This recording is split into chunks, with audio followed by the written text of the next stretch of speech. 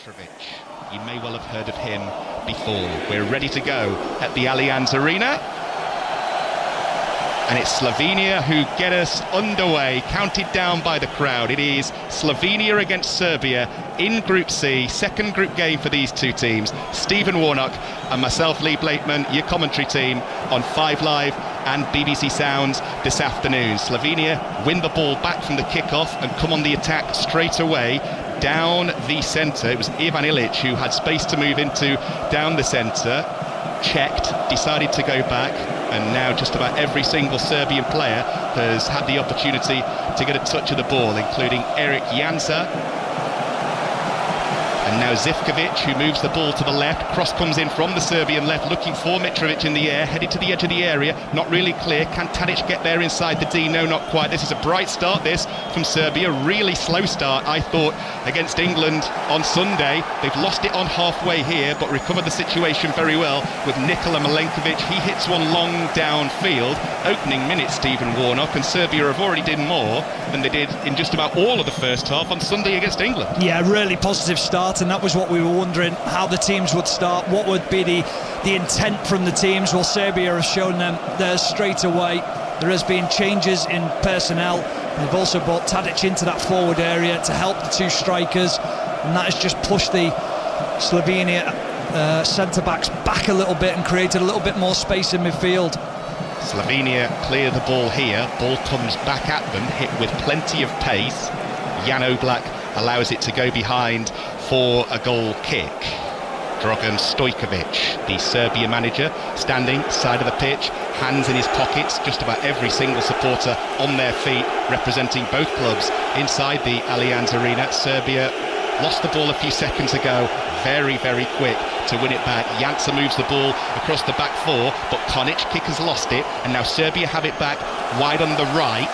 Zivkovic is over there. Interception is made by Konic kick. Throw into Slovenia, awarded in the end, and Slovenia have it back in their midfield with Elshnik. Ball played forwards, heavily chested first time, but they managed to keep it and work the ball to the left. 0-0, Slovenia and Serbia on 5 Live and BBC Sounds. Slovenia doing what Serbia did in the opening minute of the game now, just spreading play, allowing every player just to get a touch on the ball, because they have started this game, Slovenia, very, very nervously, shall we say that.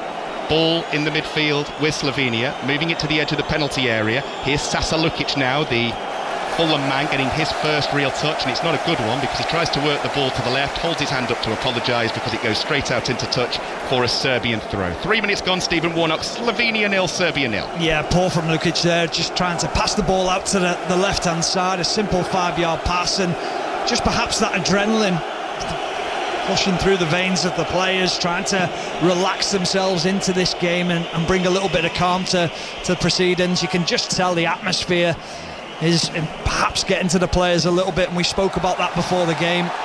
Here comes Slovenia on the attack, shot from distance, straight at the goalkeeper. It was a good shot in the end, straight at the keeper either side there, and he would have had a problem there, yeah. The Serbian keeper Rajkovic. Yeah, Cherin with the shot, and he strikes it well, but it's straight at the goalkeeper, and Rajkovic just picks it up and straight into his mid-drift. A comfortable save. Serbia playing out from the back.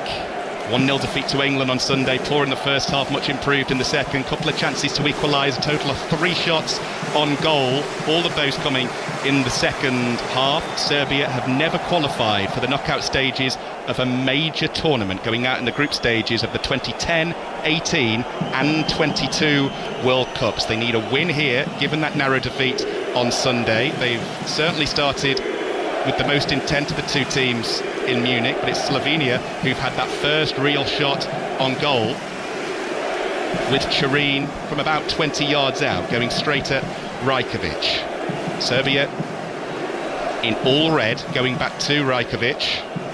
Plays his club football for Mallorca. He goes long, over halfway, looking for the run of Vlahovic. Ball played back to goalkeeper Oblak, wearing all yellow. I said in the opener, widely regarded Oblak as the best keeper on the planet. He was very, very cool there as Vlahovic was chasing him down. Slovenia clear and go over halfway. Ball goes out into touch. Throw in on this near side. Very, very cool there, Jan Oblak, with Vlahovic bearing down on him. Yeah, not a problem for him. He's obviously played at the highest level now for a number of years with Atletico, understands the pressures of the game, and he's not afraid to take the ball at his feet. Often regarded as the best shot stopper in world football, but might not be known for his ability on the floor with the ball at his feet, but he showed composure there. 31 years old, 26 clean sheets from 66 caps. Jan Oblak, 7-time winner of the Slovenian Footballer of the Year award, twice nominated for the Ballon d'Or as well, which is impressive if you're a goalkeeper, that coming from a failed, miserable Sunday League goalkeeper, as Serbia play the ball across their back four at the moment, getting early touches, out from the back, working it to the right where Timi Elshnik gets a touch. And this game, after a frantic start, first from Serbia and then Slovenia, has just settled down. 5.5 minutes played, 0-0 between the two teams in Munich. Remember, massive day of football on 5 Live and BBC Sounds. 8 o'clock later, Spain versus Italy in Gelsenkirchen in Group B. Chris Sutton and Ian Dennis, your commentary team for that. And then from 5, the headliner, the other game in Group C, live from Frankfurt. John Murray, Matthew Upson, Connor Cody, Izzy Christensen and Mark Chapman, our team, for England against Denmark. Here, Serbia have it, wide on the left, midway inside the Slovenia half, in no real hurry to go forward. Lukic has it, and then moves the ball quickly from left to right. Again, very patient build-up, Stephen, here from Serbia. Yeah, I think there's just going to be a period where when either team get the ball, they're going to grow into the game. They're going to try and just build up from the back and be patient in the way that they're playing. But I think the other thing as well, what you have to take into consideration is the heat. I mean, you're trying to play in 26, 27 degrees heat. It's very difficult. Serbia come bursting into the penalty area, right side. Shot goes in. Good save by Rajkovic that time to deny Benjamin Sesko. He was played through, picked out Malklar, and it was Malklar who got the shot away. Yeah, difficult shot for him as he's pushing round to his right-hand side onto the edge of the 6-yard box, and he strikes across the ball and tries to catch Rajkovic out. He saves it smartly with his feet and pushes it round the corner for a corner. First corner of the game. Good save that by Rajkovic. It's gone the way of Slovenia. It's going to be taken from the Slovenia right. It's going to be a way swinger. Lots of Serbian supporters behind the goal that Slovenia are attacking. It's a short corner. I was just about to say training ground move. Needs more work on the training ground because it fell to pieces. Short pass intercepted. It was a training ground routine, but both of the players who came short ran over the ball and then both looked at each other as if to say, who was meant to take it? I mean, I always think early on in a game, put one under the crossbar for the goalkeeper, really test him out. When you've got Sesko there, 6'4", give him something to go and attack. It was a disappointing set piece. It's a great shot just before that did call the goalkeeper Rajkovic into action. Malklar testing him, decent save with his legs at the near post, but then the resulting corner, it was short, and it was just a little bit Chuckle Brothers, wasn't it? To me, to you, and nobody could quite make their mind up. Serbia have it back amongst their back four at the moment. Veljkovic has it. Ball played forwards. Is that a foul? Yes. On Mitrovic. Serbia free kick midway inside the Slovenia half of the field. No arguments there really from Dekusic on Mitrovic. Foul all day long. Serbian free kick. Yeah, he's just very aggressive, isn't he? One thing he doesn't want to do is get Mitrovic turning him. Dekusic, he doesn't want to be held up in a 1v1. Quick free kick. Serbia have it with Zivkovic on the right. It's a deep cross. Looks like it's going to be too deep. Is too deep. Goes behind for a goal kick to Jan Oblak and Slovenia. So 9 gone in Munich. Slovenia 0, Serbia 0. One thing I always notice about Mitrovic, whether I see him playing for Serbia, whether I've seen him playing for Fulham in the Premier League, no matter how many goals he scores, no matter how many games he gets under his belt, he never looks happy, does he? No. Ever. He doesn't. He's always one of them players, but I think he's one of them where when he crosses the white line, he's very serious. But I've heard off the pitch, he's a great character within the changing room. He is a very likeable person. So I think it's just the way he is. The other player that reminds me of that is Richarlison at Spurs. I mean, he's very much that way as well. Off the pitch, meant to be a joker, but on it, I've never seen him crack a smile. Slovenia have it on the halfway line, wide on the right. Would you describe your approach as a player as chilled, happy, serious, a little bit of all? Too serious. When I look back now, I think you've got to relax and try and enjoy it, but it's very difficult because of the pressures that are on you in a game. Slovenia down the right, long ball forward, looking for the run of Jan Karničnik, goes out, throw into Serbia in their left back area. Game's really settled. I wouldn't say either on top at the moment. Serbia really dominant in the opening 2 minutes. A couple of shots have gone the way of Slovenia, but the overall pattern of play is we'll keep it for 30 seconds, give it away, you have it for 30 seconds and give it us back. Yeah, a lot of it's been in and around the central areas, hasn't it? In and around the centre of the pitch, and it's been a game really lacking in much quality at the moment. But I do think, again, that comes down to the nerves, that comes down to the pressure of trying to win this game, and both teams knowing that 3 points are vitally important.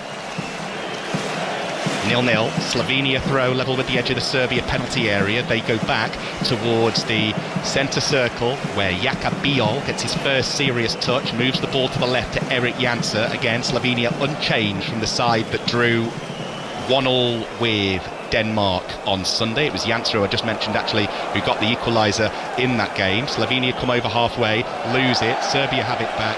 Free kick midway inside the half on their left for a foul on Filip Mladenovic, one of 3 players to come in for Serbia, compared with the side that started the 1-0 defeat to England. I'm going to get this out of the way straight away, with the scoreline being 0-0, because I said it at this point in yesterday's game between Croatia and Albania, and it turned into a classic.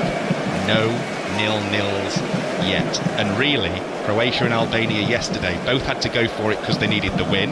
It ended 2-2 and it was a cracker, so I'm hoping I'm going to positively jinx this here. I hope so as well. Want to see goals, want entertainment, don't we? I mean, I was lucky enough to have the Georgia-Turkey game the other day, which was fantastic. Slovenia go long. Striker tries to get on the end of it, but goalkeeper Rajkovic comes and makes the claim. Offside flag had gone up anyway over on the far side, and Serbia get rid of the ball quickly to their left. Serbia with Lukic in the midfield, the Fulham man loses it. Here comes Slovenia down the right, level with the edge of the Serbia penalty area. Good interception by Jan Karničnik, and eventually that attack breaks down. It's very, very scrappy, this game at the moment, I have to say. Yeah, it's been a little bit of a scrappy game. It's been lacking in quality. Both teams are getting caught out trying to play from the back, more so Serbia. The press from Slovenia has been really impressive at times, but if they can press high up against Serbia, I think they'll get more joy. But you're going to expect every now and again they will get through that press. Serbia throw on their right, on the halfway line. Ball at the moment with Veljkovic, the Werder Bremen man. Ball moves into the midfield, back with Veljkovic once more. 5 Live and BBC Sound. Slovenia 0, Serbia 0. Second group game for these two teams in Group C. Serbia's form coming into this game: lost one, lost. So if you like things nice, neat and tidy, that pattern would suggest a Serbia win here. But on the balance of play, nothing to choose between them whatsoever. It's been Slovenia who've had the clearer cut chances of the two teams. Serbia at the moment just playing around with the ball inside their own half. They've gone with a back 3 of Veljkovic, Milenkovic and Pavlovic in front of goalkeeper Rajkovic. Here they come patiently now over halfway down the right. Good interception by Slovenia, and Serbia have a throw again just inside their own half on this near side, the Serbia right. Veljkovic again once more plays the ball to Milenkovic, who's playing the centre of those 3 defenders. Ball moved to the left to Strahina Pavlovic of RB Salzburg. Long ball forwards, looking for the head of Vlahovic, but the goalkeeper Jan Oblak does what he does so well, commands his penalty area and comes and makes the play. They started well, Serbia, in the way that they built up, and they were trying to play through the lines into Tadic and making sure that he was available. now everything's going long. They're finding it difficult to cut through Slovenia. The press has been exceptionally good from them, and they're the ones now who have started to take control of this game. 15th minute of it. Slovenia have it inside their own half. 24 years since Slovenia last appeared at the Euros, back in Euro 2000, in what was their first ever major tournament. They were knocked out in the group stages. Smallest nation to qualify for Euro 2024, population of just 2 million.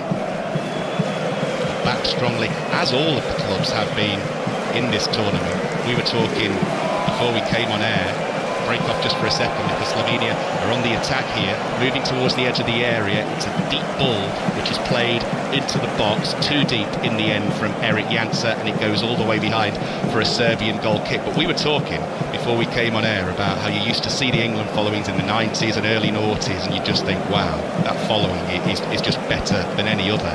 Every single team at Euro 2024, from what we're seeing, what a fantastic following. Yeah, it looks incredible. I mean, every game that you hear the national anthems, you think that the whole stadium's full of that team's support, and that's credit to the fan base for following the teams and making sure that they spend the well-earned money on going to support them. But what an occasion it is to go and watch your team play at a Euros or a World Cup, whatever it might be, a major competition. Ball currently out for a throw-in on the halfway line. I know a lot of my friends, England supporters, who are currently in Frankfurt, and that is where we will be on 5 Live and BBC Sounds from 4 o'clock this afternoon for the other game in Group C. Our team, led by Mark Chapman and John Murray, getting ready as soon as this game is done here. But lots of football to go. We've not even had a quarter of this one yet in Munich between Slovenia and Serbia. It's Serbia who are on the attack at the moment down the left with Dusan Tadic. Nice ball, left side of the area, chipped in towards the back post. Zivkovic was waiting, but Slovenia rose highest with the defensive header, more height than distance on the clearance, and now Serbia have it back. Slovenia intercept very quickly, move it to their left back area, and should complete the clearance this time, as indeed they do, with some nice tidy one-touch football down their left, and Slovenia come moving over the halfway line. Sesko intercepted, throw into Slovenia on the halfway line. Nicely tidied up that. Yeah, first bit of quality that we've seen, and Tadic gets on the ball, creates a little 2v1 situation down on their left-hand side, little reverse pass in, they get the ball to the back post, but credit to Jansa, he deals with it at the back post, gets a smart header on it, and then Sesko drives up the pitch. We see the different side to his game, that speed that he's got to carry the ball and get his team away from danger.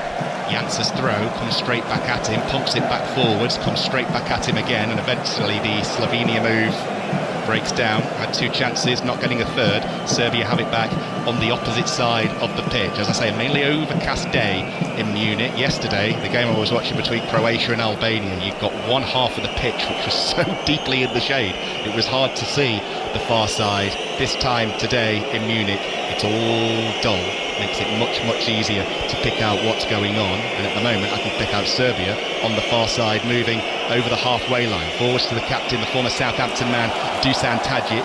Tried the reverse pass on the left wing, doesn't work. Can Serbia win it back on the halfway line? No, they can't. Slovenia do well to win it inside the centre circle. Marpla, ball forwards, headed away by Serbia, played further forwards by Ivan Ilic of Torino. Slovenia have it back though on halfway, work it to their right, now to the edge of the centre circle. Nice, tidy, short, sharp passing football. Cherin, ball goes out to the right. Stojanovic, whose name I barely said in the opening 18 minutes of this game, still 0-0. Jansa on this near side for Slovenia, and he goes back into his own half. Remember, every single game of Euro 2024 live on 5 Live and BBC Sounds. Slovenia just passing the ball around on the halfway line at the moment. So many great podcasts for you to listen to as well. You've got Football Daily, and you've got You'll Never Beat Kyle Walker, which is a fantastic listen. England's Kyle Walker will be playing against Denmark later. Before he came to Germany, made a podcast with that title, You'll Never Beat Kyle Walker. Takes you inside the dressing room to find out what it takes to win over and over again. As a look back at Euro 2020 as well, available right now by going to the BBC Sounds app or the website. You've missed none of the game, well, I've been telling you about that, because Slovenia continue to pass it across the halfway line. Jansa's ball in field, cleared away. Elshnik has it back for Slovenia, works the ball out to the right. Stojanovic has it now over on that far side. He's got Elshnik short, but keeps on going himself here. Stojanovic works the ball to the left. Jansa, cross, good looking cross. Goalkeeper comes and flaps at that, Rajkovic. Ball, does that go out over on the far side? No, Serbia clear it, but it goes straight back to Slovenia. Konic kick, ball into the area, tried to pick out Spora, whose name I've hardly said so far, the number 9 for Slovenia, but Serbia have the answers this time defensively. It's Slovenia who are just turning things up a few notches here, Stephen. They have it back on the edge of the centre circle. Yeah, they're just trying to inject a little bit of pace as they come down the right again. Here they come with Cherin. He's done well. He's tested the goalkeeper once himself so far. Ball comes back in field. Elshnik might try the shot from distance, does try the shot from distance. It's blocked.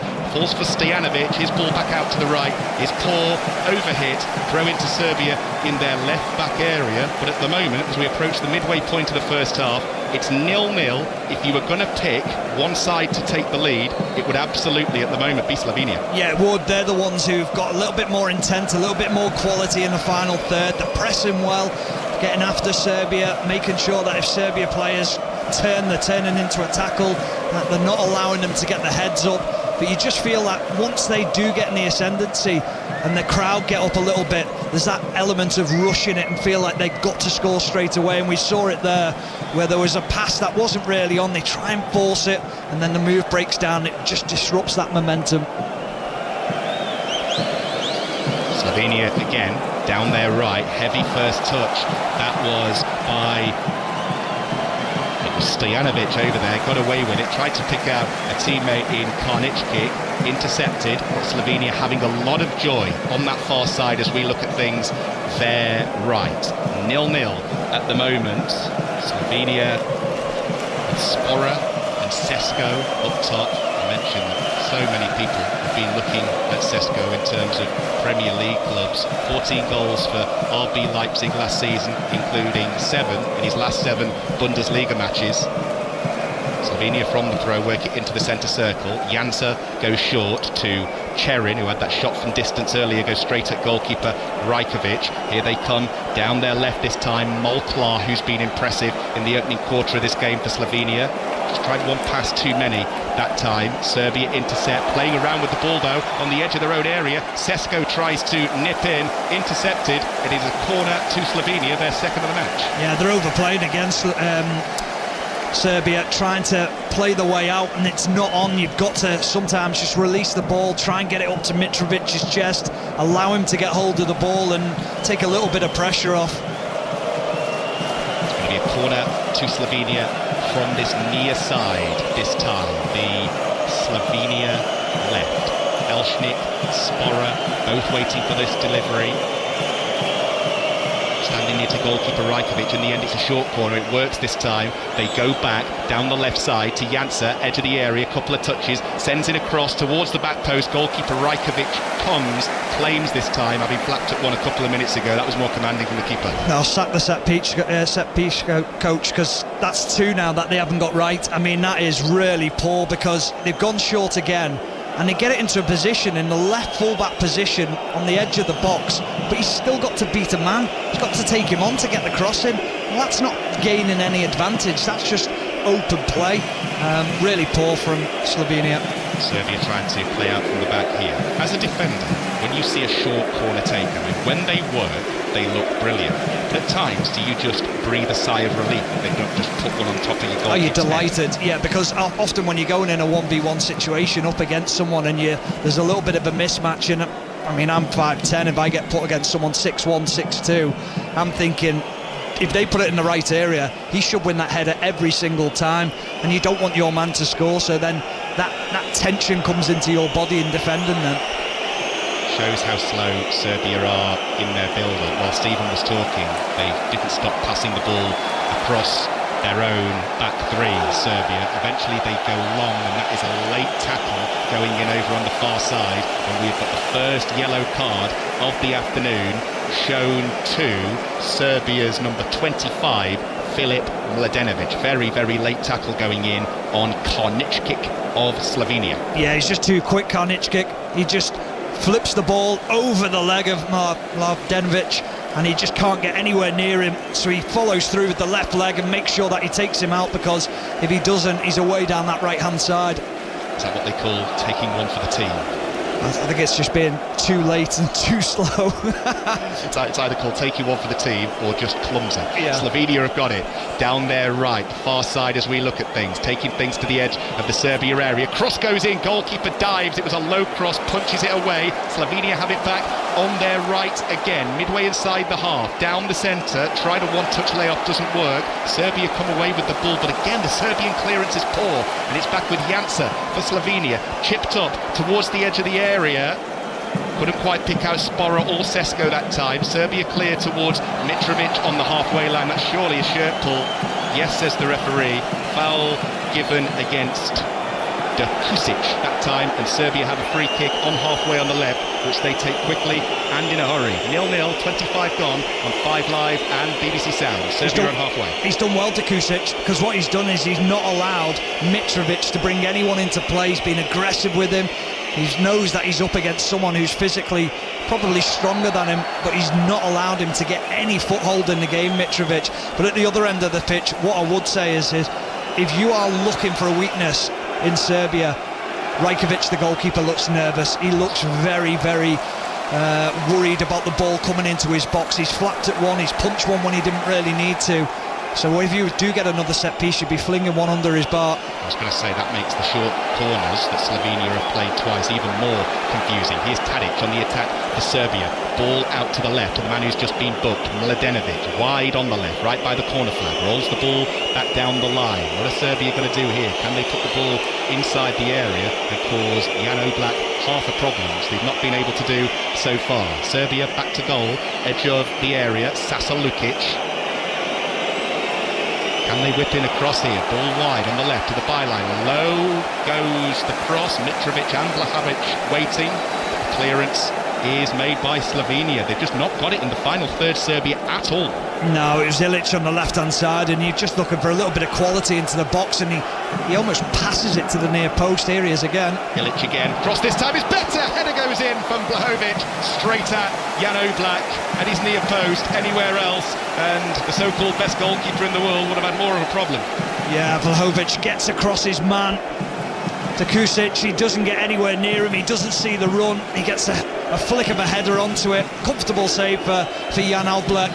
That's the first we've seen of Serbia with real intent to get that ball into the box and get numbers in there. I mentioned Serbia earlier in the England game on Sunday. 3 shots on goal, just the one on target. Were very, very poor, weren't they, in the first half? Really got going in the second. And after a lightning opening 2 minutes from the Serbians, where they looked like they were trying to get forward with pace, intensity and lots of zip, they've really gone off the ball here, and it's been Slovenia who've been dominating large parts of the opening 27.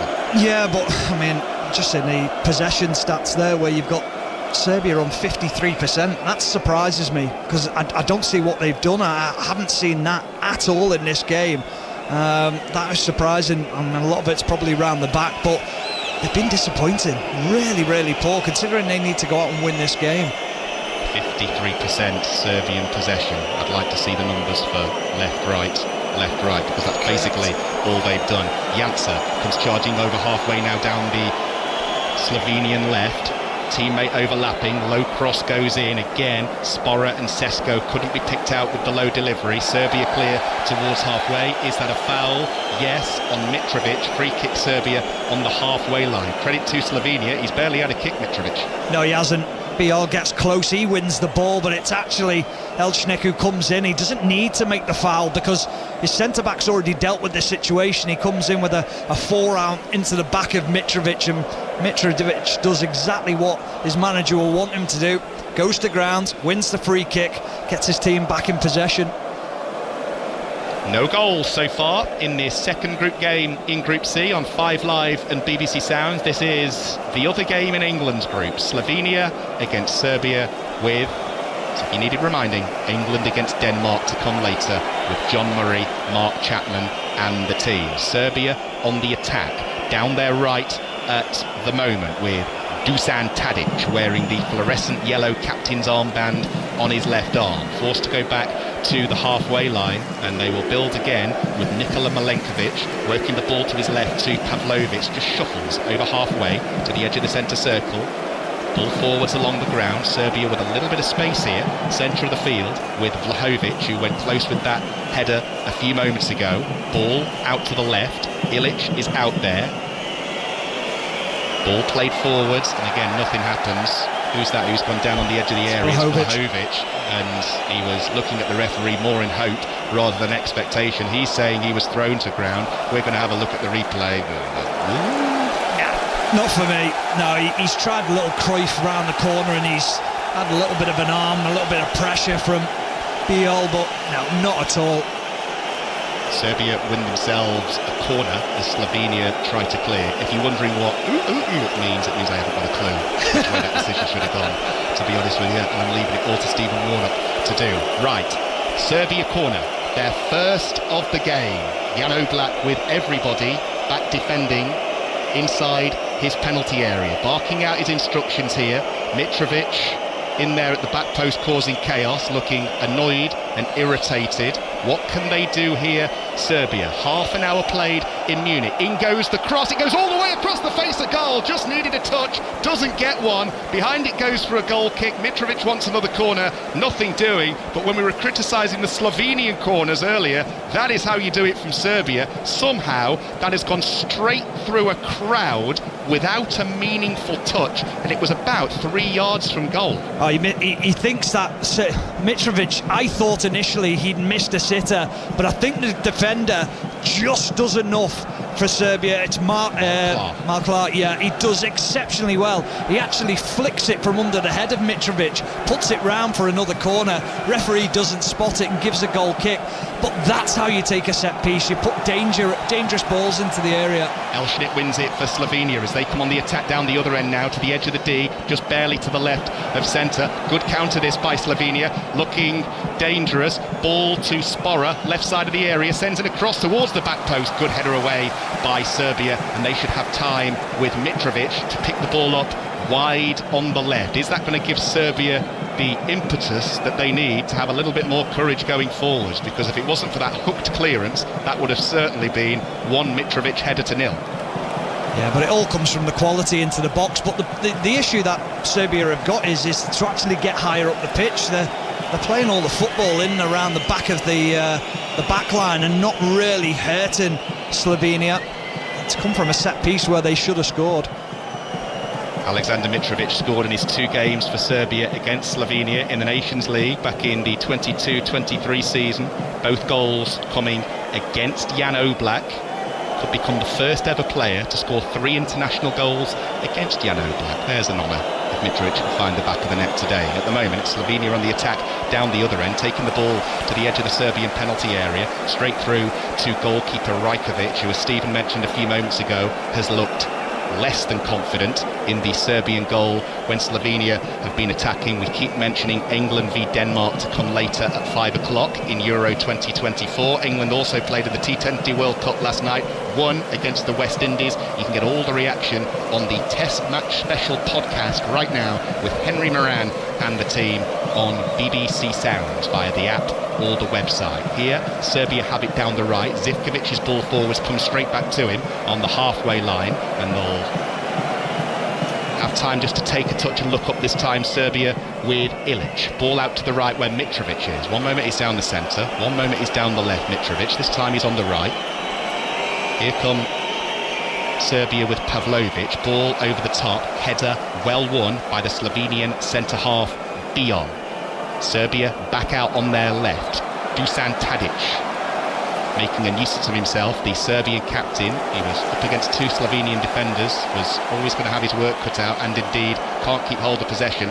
Slovenia will clear down their right. It is goalless with 33.5 minutes played on 5 Live and BBC Sounds. You've jinxed us, haven't you? You've done it. I was waiting for you to hold that comment against me earlier that I made. There's not been a 0-0 at Euro 2024 so far. At the moment, though, to be fair, as the game's progressed, it's looked, even though it still is 0-0, it's looked less and less likely. Yeah, it has to be fair.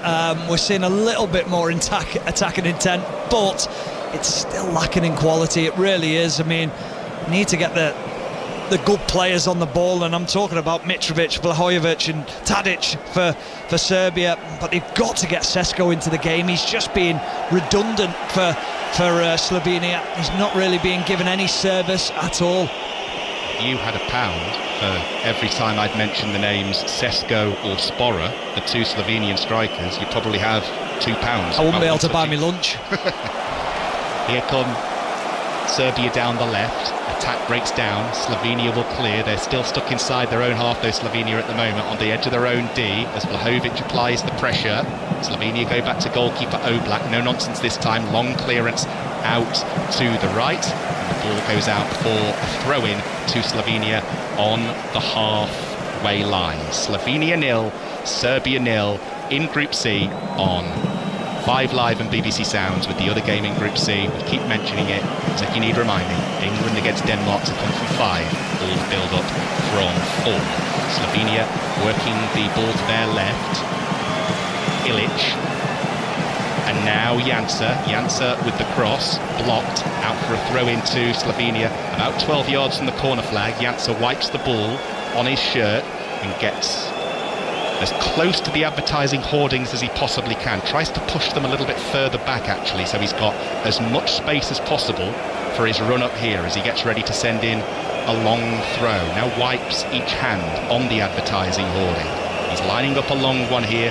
Jansa, who scored against Denmark the other day. In goes the throw. Serbia win it. Back to Jansa, edge of the area, left side. Serbia eventually do get it clear high towards the edge of the centre circle, looking for Mitrovic to bring it down. He's not going to get a foul for that. Slovenia tidy up and go all the way back to goalkeeper Oblak. Again, if we were looking for a move that summed up the game, that would be it. It was looking like a promising position that they were in from the throw-in, and absolutely nothing came from it whatsoever. Here come Slovenia down the left this time. What can they do? It's a game here in Group C that really does need a goal.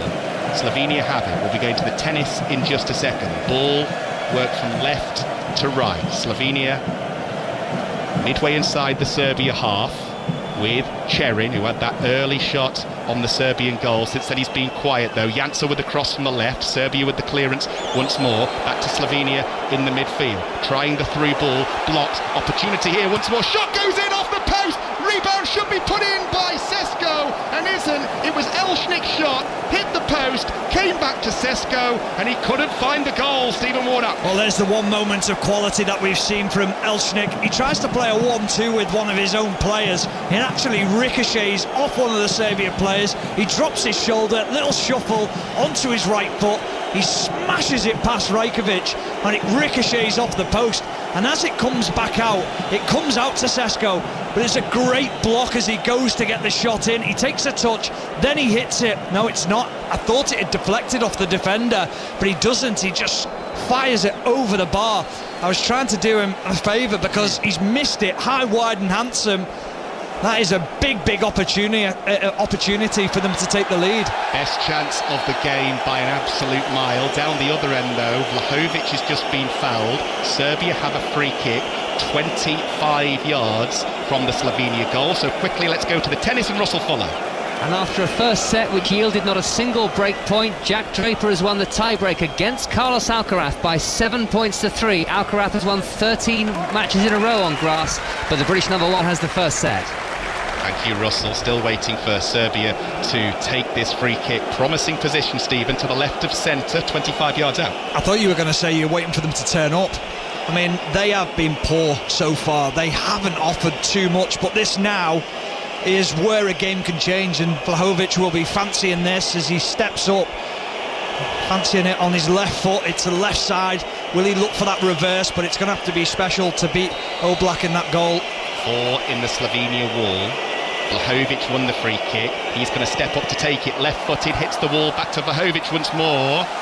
Didn't properly get over it. Did well to keep his shot down, but it hits the wall again. Slovenia should clear down their right with Kornic kick over there. Reaches halfway just about, and they managed to keep hold of it, Slovenia. And Here they come this time with Sesko, who had that great opportunity a few moments ago, the best chance of the game by an absolute mile. We said this is a game that needs a goal. We very nearly had one there. First Elshnik and then Sesko. If anything, it's woken Serbia up, because here they come on the attack again with Vlahovic. Wide on the right. 39 played, goalless, Slovenia and Serbia. Poor free kick, wasn't it? I'm just trying to rack my brains. Have we had a free kick scored yet?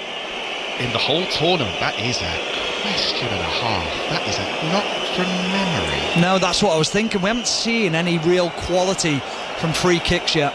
Lots of efforts from distance. I'm thinking the Turkey game that you covered the other day, the Romania game on Monday. Lots of impressive goals from distance. Direct free kicks? I'm not quite sure. Here comes Serbia on the attack down the right. Will it fall for Tadic on the edge of the area? No, not quite. Slovenia do well to clear, but it will fall for Serbia again. Wide on the right with Milos Velkovic. Taking over is Zivkovic, and now Mitrovic level with the edge of the Slovenia penalty area. Short to Tadic on his left foot. Tadic left onto his right. He's got Mitrovic into support. I think he was standing in an offside position, Mitrovic, but the pass was awful anyway, and Slovenia were able to clear down their left. Why is he not shot? I mean, unbelievable. He does so well there, Tadic. He sends the defender, opens the goal up, and you're thinking he's just going to bend it into that far left corner, and he just refuses it, tries to beat the defender again. Defender nicks the ball away. 4 minutes to go. Plus, I'd imagine not a great deal of stoppage time, because it's not been a classic this so far. It is getting better though as the minutes tick by here on 5 Live and BBC Sound. Serbia on the attack. Zivkovic down the right. In goes the cross. Headed again with more height than distance away by Slovenia. Serbia have it back. Zivkovic once more. Edge of the area. Right side. Left foot. Sends it across towards the penalty spot. Opportunity here for Serbia at the back post. Is it going to get put in by Vlahovic? No, it's not. It's cleared only as far as the edge of the area, and eventually Slovenia are awarded a free kick for a late foul by Ilic of Serbia, and that was Serbia again looking threatening for the second time in 5 minutes. Yeah, not the greatest of balls into the penalty area from Zivkovic. He looks offside initially as he comes in, and he plays the ball across, and it's a low ball. It just causes problems. It falls to Mitrovic, but that's where Oblak's so good.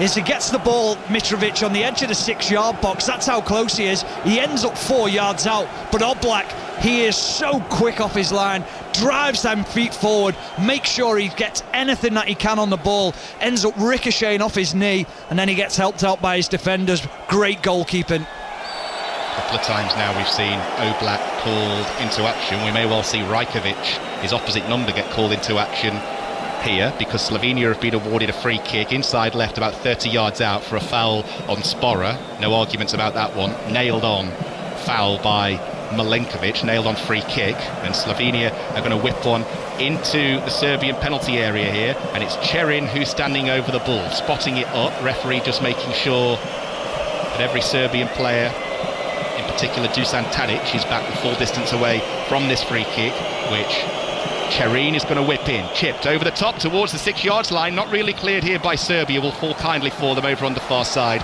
and they will dribble the ball out. 2.5 minutes to go in the first half. Slovenia 0, Serbia 0, and here comes Serbia on the counter down the left. It's a really impressive counter. Box to box, in goes the cross towards Mitrovic, cleared to the edge of the area. Shot is blocked by Slovenia on the 6-yard line, falls kindly for them, and they will dribble the ball clear down their right. And all of a sudden, we've got an end-to-end game here, because it's Slovenia on the attack this time, with Spora, dead centre, 30 yards out, works the ball to his right, shot goes in from distance, takes a deflection. Slovenia will have a corner just like that, Stephen Warnock. It's come alive. It has come to life, and thank goodness for that, because we've had a poor game so far, but now we're starting to see a little bit of football, a little bit of end-to-end. It's almost like a basketball game that we started to see in the last 4 or 5 minutes. But yeah, I'm not so sure the Slovenian player, I think it was Elshnik, should have taken the shot on. It ricocheted, it went out for a corner, but thank goodness we've suddenly got a little bit of a game, a little bit of end-to-end action, because it's been really poor. Couple of efforts in this first half. Elshnik, as we approach the end of it now. Are Slovenia going to learn their lessons here? They've had 2 corners so far. They've both been short, and like the game, they've been awful. This looks like Cherin is going to put it on top of the goalkeeper's head though. In it goes. It is a proper corner this time, and it goes again. Rajkovic in the Serbia goal flaps at it, but gets enough on the clearance. Cherin puts the cross back in. Goalkeeper doesn't know whether to go, stay. In the end, the cross is too deep and it goes behind for a goal kick. But if nothing else, I mean, we're getting more entertainment at the end of the half, and the standard of corners is getting better. Yeah, a little bit better, but he still doesn't look the most comfortable in the goal, doesn't he, Rajkovic? He's holding his hamstring as he walks away from that one. He's almost saying, I'm not happy with the situation. I don't want players in and around me. Make sure that you try and protect me a little bit more. But hopefully we're starting to see the teams come out a little bit more and have a little bit more positivity in going forward.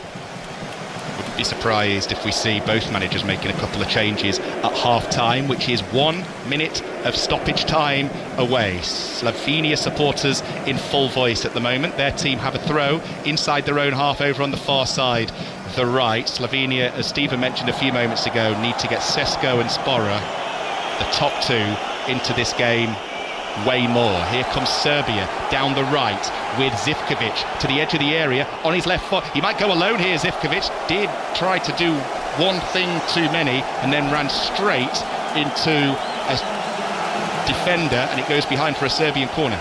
Yeah, didn't he do well, Biel? They've taken it quickly, Serbia. Short corner, crossed in towards the back post, comes off a Slovenian head, goal kick. Yeah, Mitrovic with the header, disappointing header. He's saying, take your time. We needed more time to get set. We weren't ready for it. I've been really impressed with Biel, though, the Slovenian centre-half. He's dealt with things well in 1v1 situations, been aggressive. He's good on the ball as well, likes to play out from the back. He's been arguably the standout player within this game. Goal kick to be taken by Jan Oblak, and that should be just about that for the first 45 here. The goalkeeper, wearing all yellow, launches it over halfway, and that is half-time. Slovenia 0, Serbia 0. The closest we have come is Slovenia hitting the post, Stephen Warnock. Yeah, it was, and it was a lovely strike from Elshnik, but then if you look down the other end, should Mitrovic do better? I think he should, with the save from Oblak. He takes a touch, it gets away from him a little bit. Credit to the goalkeeper, great goalkeeping, and Mitrovic perhaps could have had another, but for really good defending from Mal Clark, who got his foot in and managed to nip it away from the head of Mitrovic. It's been a game that's lacked in quality. Hopefully we get a little bit more in the second half. The first of two games from Group C on 5 Live and BBC Sounds. In Munich it is Slovenia 0, Serbia 0. Later it is England versus Denmark in Frankfurt, which is where we find Mr. Mark Chapman. Thank you very much, Lee. Yes, already in position ahead of England against Denmark, which is a little later on this afternoon. The roof closed here in Frankfurt. It is a grey day, although it's not raining, but the roof closed as apparently it helps the TV pictures. Plenty to come as we build up to the game. We'll talk to Alan Shearer during half-time of Slovenia against Serbia, but plenty of other sport going on this afternoon. Let's go to Queens and Russell Fuller. And it's a very good start here for Jack Draper, who's won the first set on a tie-break by 7 points to 3 against the French Open champion and defending champion and world number 2 Carlos Alcaraz. 2-1 on serve in the second set. Meanwhile, in Birmingham, Harriet Dart has begun her second round match against the former French Open champion Barbora Krejcikova, and they're in the first game of that second round match. Let's head to Royal Ascot next. The Gold Cup is at 4:25. John Hunt there for us. You've just watched the Norfolk Stakes. Yes, and a continuation of a great week for Yorkshire trainer Carl Bergmark. He won on Tuesday the Coventry Stakes with Leo Varney very impressively. Another big 2-year-old race has just contested the Norfolk Stakes, and Shareholder was Carl's winner. Shareholder had won a little race at Beverley on his first start. This race number 2 for him, and he was impressive in the hands of jockey James Doyle. Too strong for Tropical Storm and Arizona Blaze, the placed horses, with the hot favourite Whistle Jacket, trained by Aidan O'Brien, a well-beaten fourth. O'Brien, of course, has the favourite in the Gold Cup, Kyprios, bidding to regain his crown, having won the race 2 years ago. Thank you very much, John. Back at Royal Ascot throughout the course of the afternoon. Phil Salt smashed England to victory over the West Indies overnight in their first match of the Super 8 at the T20 World Cup. India take on Afghanistan from 3:15 on Sports Extra. Dan Norcross is in Barbados for us, and the India batters will be wary of the Afghanistan bowling attack. They will. Fazal Haq Faruqi, Noor Ahmed, Rashid Khan, they've got a fantastic bowling attack, but also India have finally got themselves a lovely pitch on which to bat. It looks pristine. We could be in for a high scorer today, but absolutely Afghanistan's threat will come in their bowling. Thank you, Dan. So Sports Extra for ball-by-ball commentary of that from 3:15. We'll talk to Alan Shearer here in Frankfurt after the latest BBC News with Nick Hatfield. The voice of the UK. And the home of the Euros and the general election 2024. This is BBC Radio 5 Live. Good afternoon. The BBC has learned that the Conservative Party's Director of Campaigning, Tony Lee, is being looked into by the gambling regulator over alleged betting on the date of the general election. He's married to Laura Saunders, the Tory candidate for Bristol North West, who is also being looked into by the Gambling Commission. Neither have responded to requests for a comment. The Liberal Democrats say there should be a Cabinet Office inquiry, and the Labour leader Sir Keir Starmer is demanding Laura Saunders is suspended. This candidate should be suspended, and it's very telling that Rishi Sunak has not already done that. If it was one of my candidates, they'd be gone and their feet would not have touched the floor. Well, a full list of candidates in Bristol North West is available on the BBC News website. Elsewhere, the Supreme Court has made a significant judgment which could affect the use of fossil fuel projects in the future. It ruled that when Surrey County Council gave planning permission for new oil wells near Gatwick Airport, it should have taken into account the climate impact of burning the oil extracted from them. The government says it will consider the ruling carefully. Sarah Finch lives near the site and brought the case for the Weald Action Group. Surrey County Council just ignored the carbon emissions that would come from the oil when it was burnt. So I felt with colleagues in the Weald Action Group that this couldn't be legal. I mean, how could they ignore the main environmental impact of this field? So we asked for a judicial review of the decision, thinking initially this was like a small sort of legal matter over the planning permission for one site, but it quickly grew. Interest rates have been held at 5.25% by the Bank of England for the seventh month in a row. Earlier this week, figures revealed that inflation had slowed to 2%, in line with the bank's target. And the Post Office has launched an urgent investigation after it's accidentally published the names and addresses of 555 postmasters who were prosecuted during the Horizon scandal. The company confirmed staff had shared personal details in a document on its website and said it had referred itself to the data watchdog, the Information Commissioner's Office. BBC Radio 5 Live. The home of Formula One. Max Verstappen survives the chaos of Montreal weather to claim his 6th victory of the season. 9 races down, Formula One heads next to Barcelona. But one thing's for certain, Verstappen and Red Bull have a fight on their hands. The Circuit. Circuit de Catalunya. This Sunday from 2. Other teams are catching up as well. We need to try and be perfect. Listen to live coverage of every lap on 5 Live and BBC Sounds. Welcome to Frankfurt. We are a couple of hours away from England kicking off against Denmark in their second match in Group C. Half-time between Slovenia and Serbia in Munich. That is goalless. We'll be back for the second half of that. Alan Shearer alongside me here in Frankfurt, part of the BBC TV commentary team a little bit later on. You can watch it on BBC One, of course. Exactly the same 11, yes? I would expect so, yes. There were many positives to come out of the first game. I know that a lot of the talk has been negative and Gareth needs to let the handbrake off and all of these things, and why did we go so deep in the second half? But yes, you can work on those things, but let's not forget there were many positives. The first 35 minutes I thought were absolutely superb, full of energy, full of craft. The goal that Bellingham scored was outstanding, and that's why I would expect him to go same again. Southgate's point post-match, I think, is valid. If you are here at this tournament and going to grounds, as you are doing, you will have experienced this as well. Look, I know Germany were comfortable against Scotland. Spain, in the end, were against Croatia, although Croatia had several chances in that game. But apart from that, most of the matches have been nip and tuck. Most of the so-called big teams have been tested. And there are huge fan bases for a lot of the sides that are here. It does make it different. I'd be really interested to see how the French media spoke after the French played, you know, in terms of being positive or being really negative, because they were under the cosh at times. They certainly weren't as impressive as we all thought. So, no, I was more than happy with England's first game. you don't win or lose the tournament in the first game. So it's important you get off to a good start, a decent start, and bearing in mind England haven't had that in European Championships. I think we only won 1 in the opening game out of 10.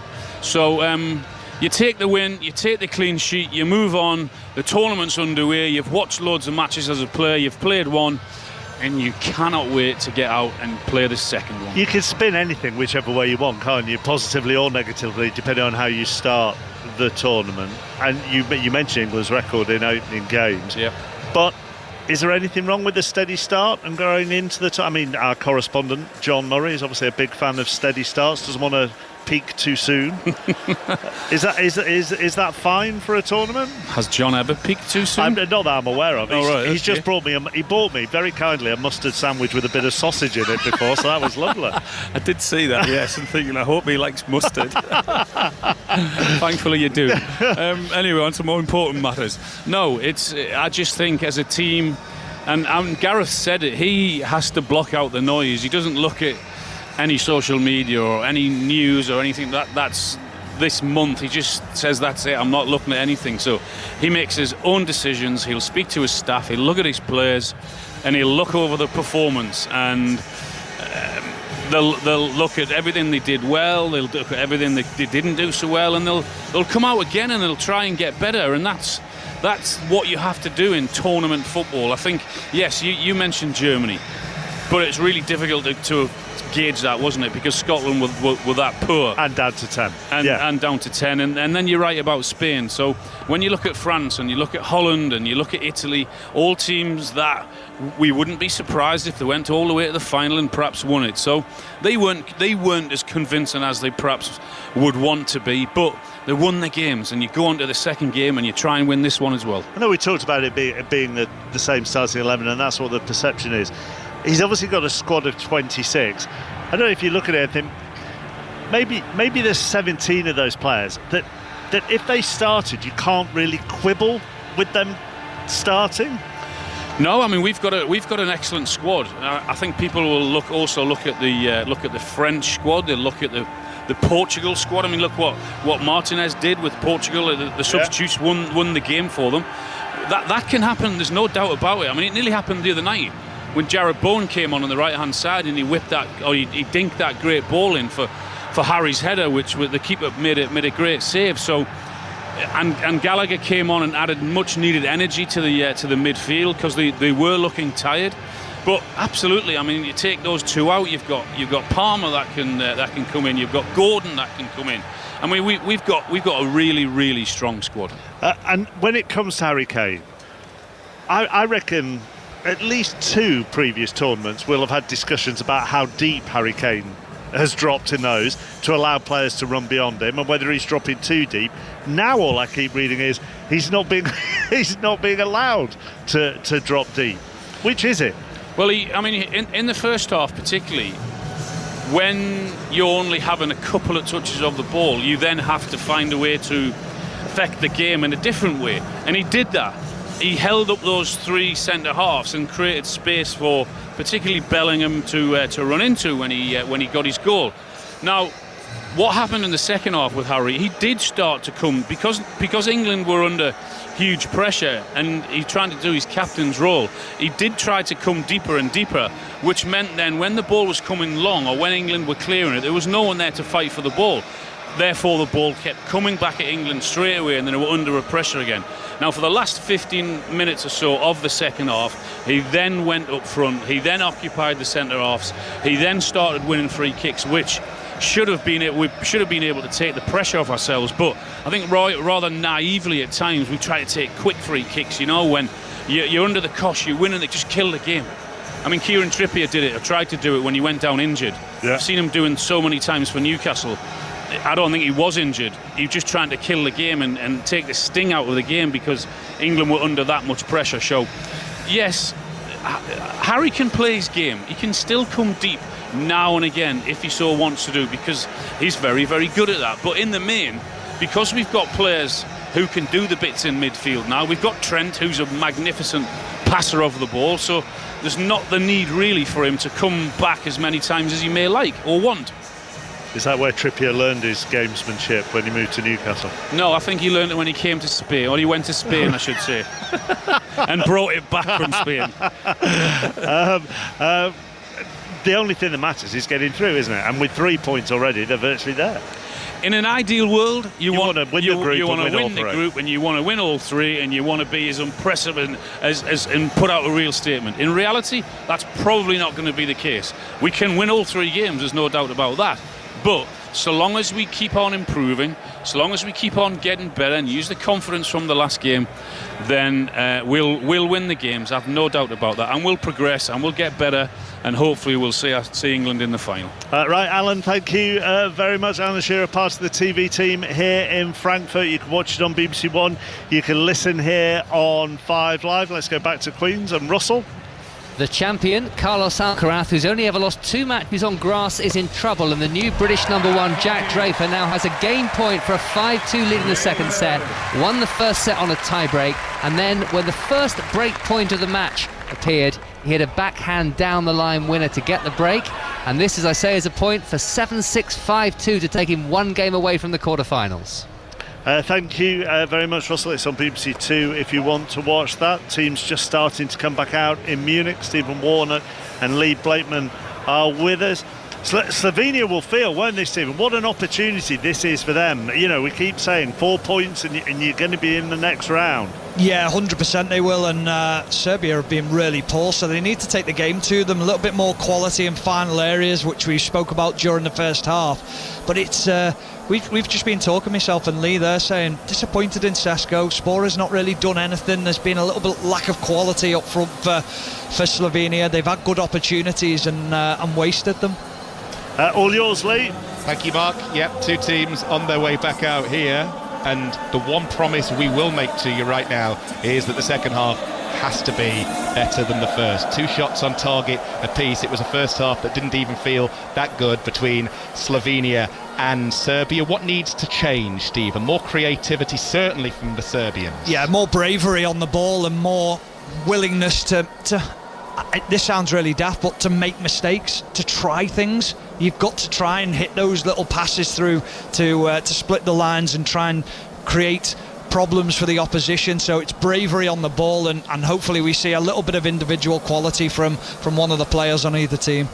Just waiting to see if either side's going to make a half-time substitution. I saw Mijat Gacinovic for Serbia warming up quite extensively during the interval. We will see him come on here actually now. He's going to replace Mladenovic, who was one of 3 to come in at the start of this game. Mladenovic, of course, Stephen, if you remember, picked up that yellow card in the first half. So the Serbia manager, Dragan Stojkovic, taking no chances. On comes Gacinovic of AEK Athens. Yeah, probably a smart decision, because what you don't want to be doing is playing this game with 10 men. You've got to make sure that everyone's on the pitch, but whether he feels like he's just going to bring that little bit more quality down the left-hand side, we'll wait and see. It's going to be Serbia to get the second half started. Slovenia 0, Serbia 0. We'll start the second half with a massive thank you, because throughout the commentary we've been praising the great work that's been done by the 5 Live social media and digital team, because there's so much going on our social media feeds and on BBC Sounds. Thank you so much to the person who posted my quote on Twitter/X in the first half on the 5 Live sport feed. There hasn't been a 0-0 at Euro 2024 yet. Lee Blakeman with the commentator's curse. Thank you so much to the person who's highlighted that. Fully deserved. I jinxed it, didn't I? And I think the quote from Stephen Warnock, "You've jinxed us." At the moment I have, as Serbia get the second half started here on BBC Radio 5 Live and BBC Sounds. So just that one change made at half time. It's been made by Serbia. Gacinovic on, Mladenovic off. Serbia kicking from right to left in this second half. Serbia wearing all red. Slovenia therefore kicking from left to right. They are wearing all white. Serbia right side of the halfway line. I'll take you through the 2 lineups in just a second. Plenty of recognisable names as Slovenia win the ball back inside their own half. They go long. The Slovenian team, it's Jan Oblak in goal. They're going 4-4-2 there or thereabouts. Their right back is Jan Karničnik. Their centre halves are Kusic and Biol, who from Udinese really caught the eye of Stephen Warnock in the first 45, and then it's Erik Janser, who had a lot of the ball in the first half. He's playing at left back. He's the man who got the equaliser against Denmark at the weekend. The two in the Slovenian midfield, the Timi Elshnik, who had a good first half. Serbia coming on the attack here though. Mitrovic, good shot, good save by Jan Oblak. Not for the first time in this game. Jan Oblak, when fronted at his near post, made himself really big, made the block, and then held onto the ball to avoid any rebounds. Yeah, lovely from Mitrovic and Tadic. They linked up so well. Mitrovic gets the ball on the right hand side, plays it into Tadic, little reverse, back into the run of Mitrovic, who'd made that third man run up beyond Tadic.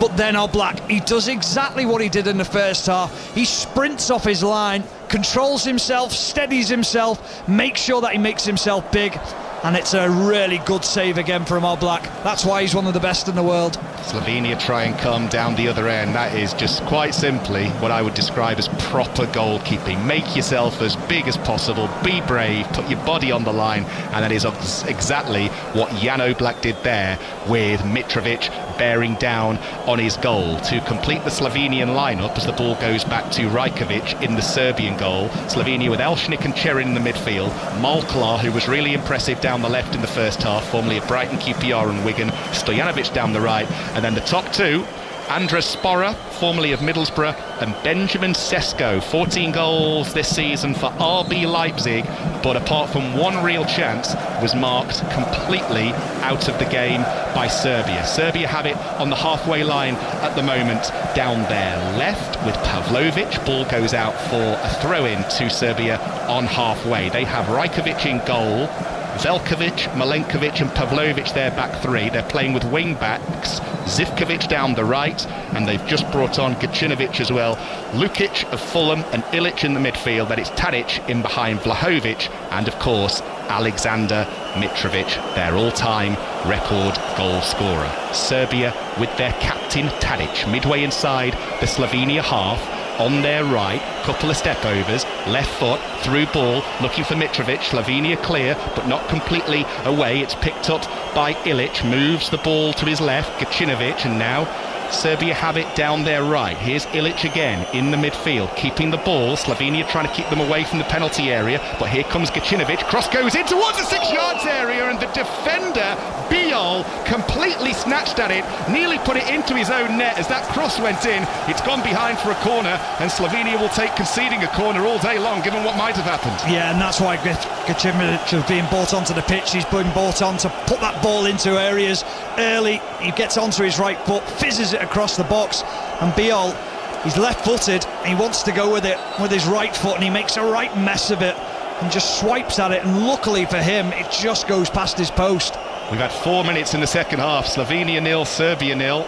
Already far more lively than pretty much the entirety of the first half. Serbia corner, in swinger, into the 6 yards area, headed away by Slovenia. Serbia will pick up the pieces midway inside the half. They go back to the edge of the centre circle where Sasa Lukic, the Fulham man's waiting, moves it to Ilic. He keeps it going to the wide right. In goes the cross again, headed on by Mitrovic this time, over the crossbar, onto the roof of the net. Serbia, Stephen Warnock, have had a rocket at half-time. Oh, they certainly have. They must have been listening to you, Lee, at half-time, because they've come to life. Lovely ball in from Tadic. Mitrovic gets the header onto it, but credit to Karnishnik at the back post. He gets enough on it, it flicks off his head, and it's another corner for Serbia. Serbia's second corner of the second half. We've only had 5 minutes of it. Tadic is going to swing one in. It's going to be an in-swinger from the far side, the Serbia right, but we're just going to have a break in play here because Slovenia have got a man down on the edge of the penalty area. It was a cracking bit of defending by Karnishnik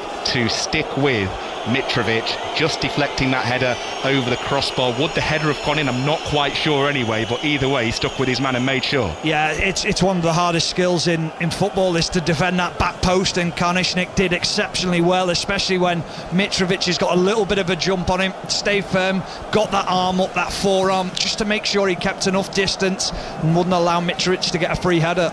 Slovenia temporarily down to 10 because their left back Erik Janser's just received treatment, so he's just gone off the pitch over on the far side. Tadic, who's been waiting ages to swing in this corner. end of the ground where there's a lot of Serbian fans. It's a good looking corner as well. Goalkeeper Oblak comes and punches it away. It's back over on the far side with Zivkovic, finds Tadic once more, sends in a right-footed cross this time, chipped in, can't find anybody wearing the red colours of Serbia. Are they going to keep it in play on this near side with Vlahovic? No, says the referee. Throw in to Slovenia. 6 minutes gone in the second half. Slovenia 0, Serbia 0. Yeah, I don't know whether he's given a foul here on Karnišnik against Vlahovic and he's given it the way of the Serbia player. No, you're right, it is a throw-in. Really good defending there because he didn't want Vlahovic to get turned up against him, get faced up. It's a couple of moments where he's done really well, the right back from Slovenia. Ball high on halfway as Slovenia try and get out of their own half for the first time really in this second half. Spora with the through ball, picks out the run of Sesko, who very nearly got there ahead of goalkeeper Rajkovic. Quick off his line, fair play there Rajkovic. Offside flag. Has it gone up there, Stephen, or has he blown for a free kick? I think he might have just given the free kick on Spora, but that was very, very lucky from the defender as he steps across. I'm just trying to see it again when he goes across Sesko.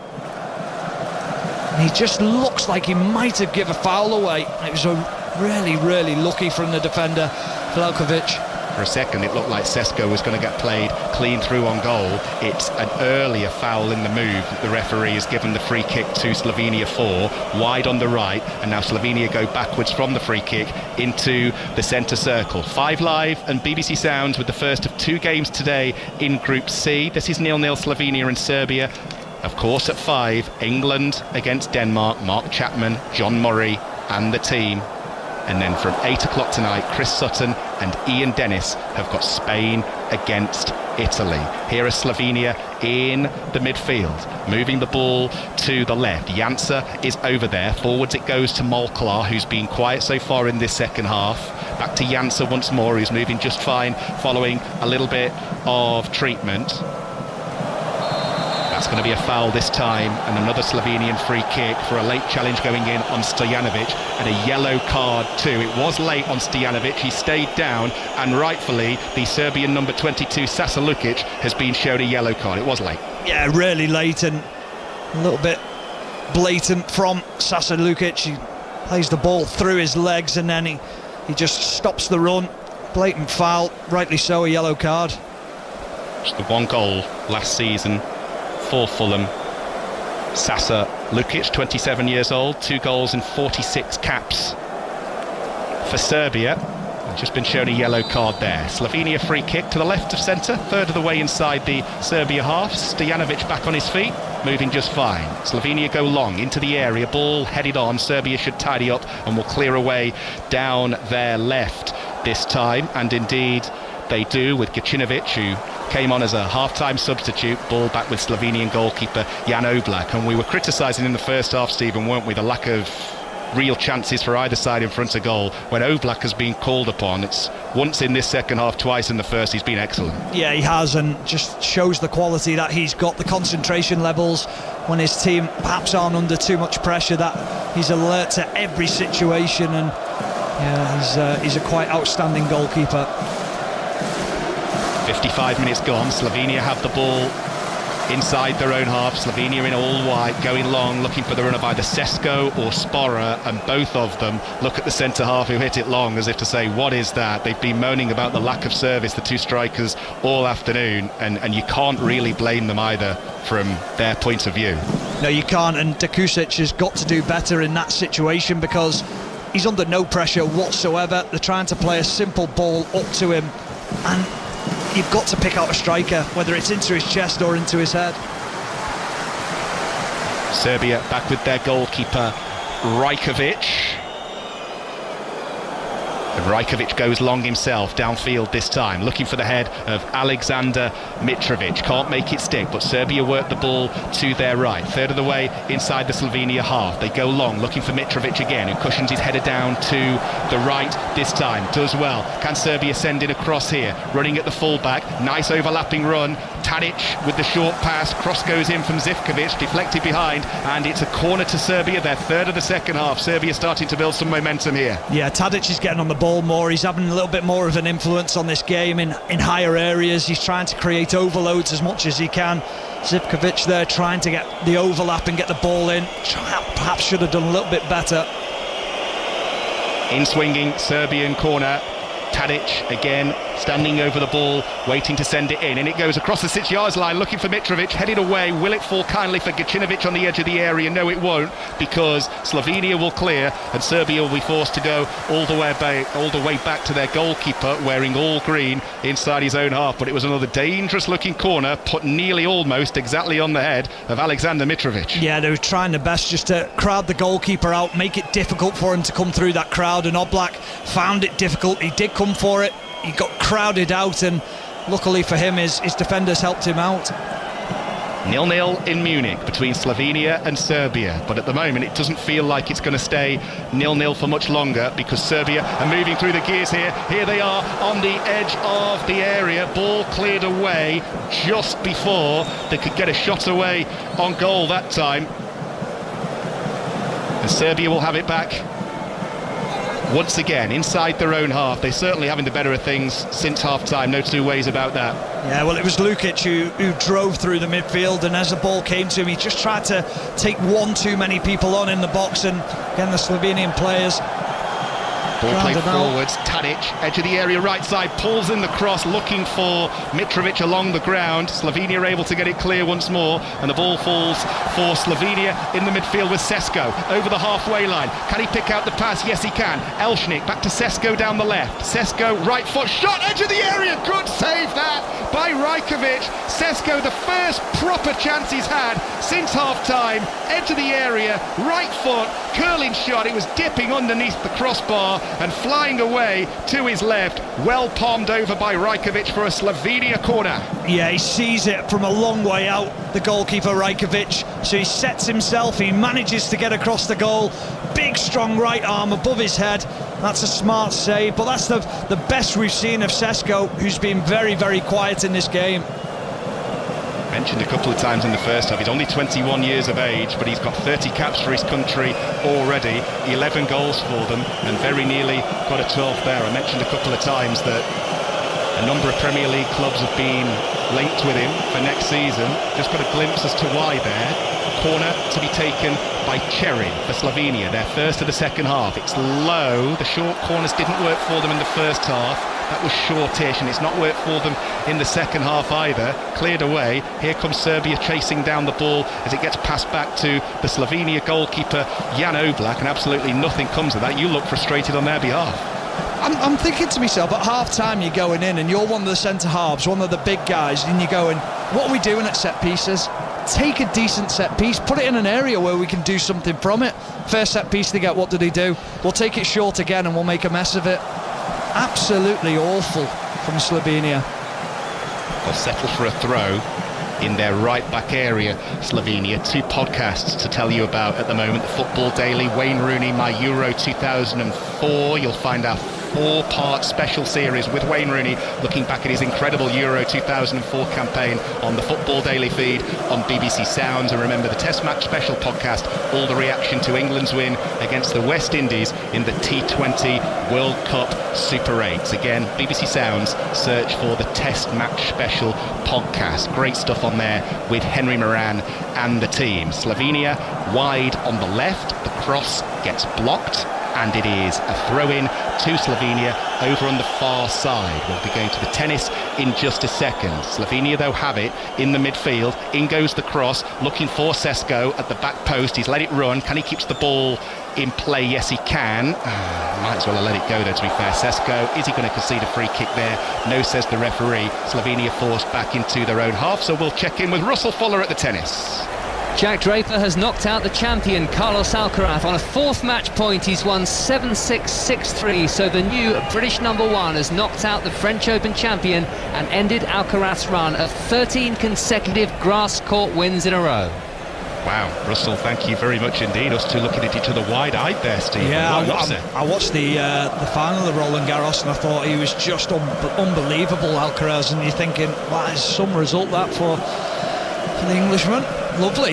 Big win for Jack Draper. More to come on that with Russell and the team a little bit later here on 5 Live and BBC Sounds, where we've had 61 minutes in this first game of the day at Euro 2024. Chances for both teams now, which is an improvement on the first half, but it is still Slovenia 0, Serbia 0. Remember, later from 5, with all the build-up from 4, the other game in this group, England versus Denmark, with Mark Chapman live from Frankfurt. 8 o'clock tonight, we're in Gelsenkirchen in Group B for Spain against Italy, with Chris Sutton and Ian Dennis. Slovenia have the ball here inside the centre circle, not really going anywhere with it quickly, to be honest with you. De Kusic is forced to go all the way back to Jan Oblak. You're just looking at this game now thinking, certainly from a Slovenia point of view, they could do with making a couple of changes, because still Spora and Sesko not really getting the service that they would like. Serbia win it back on the halfway line with Dusan Tadic. Serbia certainly better since half-time. That is an improvement. Well, the changes have been that they've got the main player on the ball in Tadic, who's starting to draw players into him, and that creates space for other players, but that's something Slovenia haven't been able to do. They haven't been able to really get Sesko into the game. They haven't been able to get Elchnik into the game and have a real effect on the game, and the gaps between midfield and attack are too big for Slovenia. Serbia getting ready to make at least one change on this near side as Vlahovic comes forwards that time, dispossessed, ball goes out over on the far side, and I think we are now going to see a double Serbian change. Indeed we are. They're going to bring on Luka Jovic, and they're also going to bring on a man who could have a real impact, Sergej Milinkovic-Savic. So Slovenia are going to make a change as well here. They're going to take off Molklar and replace him with Stankovic. So one Slovenia change, Molklar off, Stankovic wearing shirt number 5, Jon Goring Stankovic comes into the game. And a double change. We said Serbia needed to do something, and it looks like they're going to take off Vlahovic, who had that good chance in the first half. He's been a little bit quieter in the second. Vlahovic is indeed going to go off, along with Sasa Lukic. Those are the two players to make way for the Serbians. Yes, it's surprising, because you want a goal and you're wanting one of your main players to be on the pitch, but he hasn't performed. He's been so quiet, and we know the quality that Jokovic provides. He's so lethal in front of goal, or has been in previous seasons, so they'll be hoping that he can come on and have an influence in this game. So Milinkovic-Savic and Luka Jovic, the two players to come on for Serbia in place of Vlahovic and Lukic. Serbia on the attack at the moment down their right with Zivkovic. Short ball to the edge of the area to Tadic, who tries to take it on the turn, can't quite do so, backs into a Slovenian defender who clears over halfway. Now what have Slovenia got here on the counter? Sesko's making a run. Can Spora pick him out here? Spora might go alone. He's 25 yards out, forced to check because Serbia get back in their numbers. Slovenia come down the centre this time with Stojanovic. Serbia able to get it clear. It's a long clearance over halfway. Mitrovic is giving chase, lets the ball run. Zivkovic plays the ball back over. Mitrovic on the edge of the area, can't keep his shot down, goes over the crossbar. Classic counter, one long ball downfield, very nearly undid Slovenia. Yeah, it nearly did, and it was just route one, wasn't it? But then Mitrovic, being Mitrovic, has only got one thing on his mind, is can I get a shot away? Can I make the most of this? He actually had men round him where he could have picked one on them out, getting a pass, but blazes the ball over the bar, and that is a poor decision from Mitrovic. Keen to see what Sergej Milinkovic-Savic and AC Milan's Luka Jovic can do to mix things up a little bit as Serbia try and come forwards. Still searching, don't forget, for the game's first goal. 65 gone in Munich. Slovenia 0, Serbia 0. Serbia, wearing all red, have it on the edge of the centre circle inside their own half with Ivan Ilic, who's pulled a few strings, not been as involved, the number 17, as he would have liked to have been. Here's Milinkovic-Savic now getting his first real touch of the game, just keeping possession for Serbia as they move it to the right. They've been impressive, the Serbians, in spells in this second half. They were very, very dominant in the second 45 against England on Sunday, having had a poor first half where they didn't really threaten England at all. It's kind of followed a similar pattern, but they've not been as threatening here as they were against England since half-time. Cross from the Serbian left, going nowhere quickly from the half-time substitute Gacinovic. Too deep, too long. Behind it goes for a Slovenian goal kick. Stephen Warnock's with us. Yeah, he had about 3 or 4 players making their way into the box, and he just overcooks that ball into the back post. It's almost, don't pick someone out, just pick an area out and let them go and attack the ball. But that is exactly what we're missing at the moment. We're just missing that moment of quality, that game-changing bit of magic.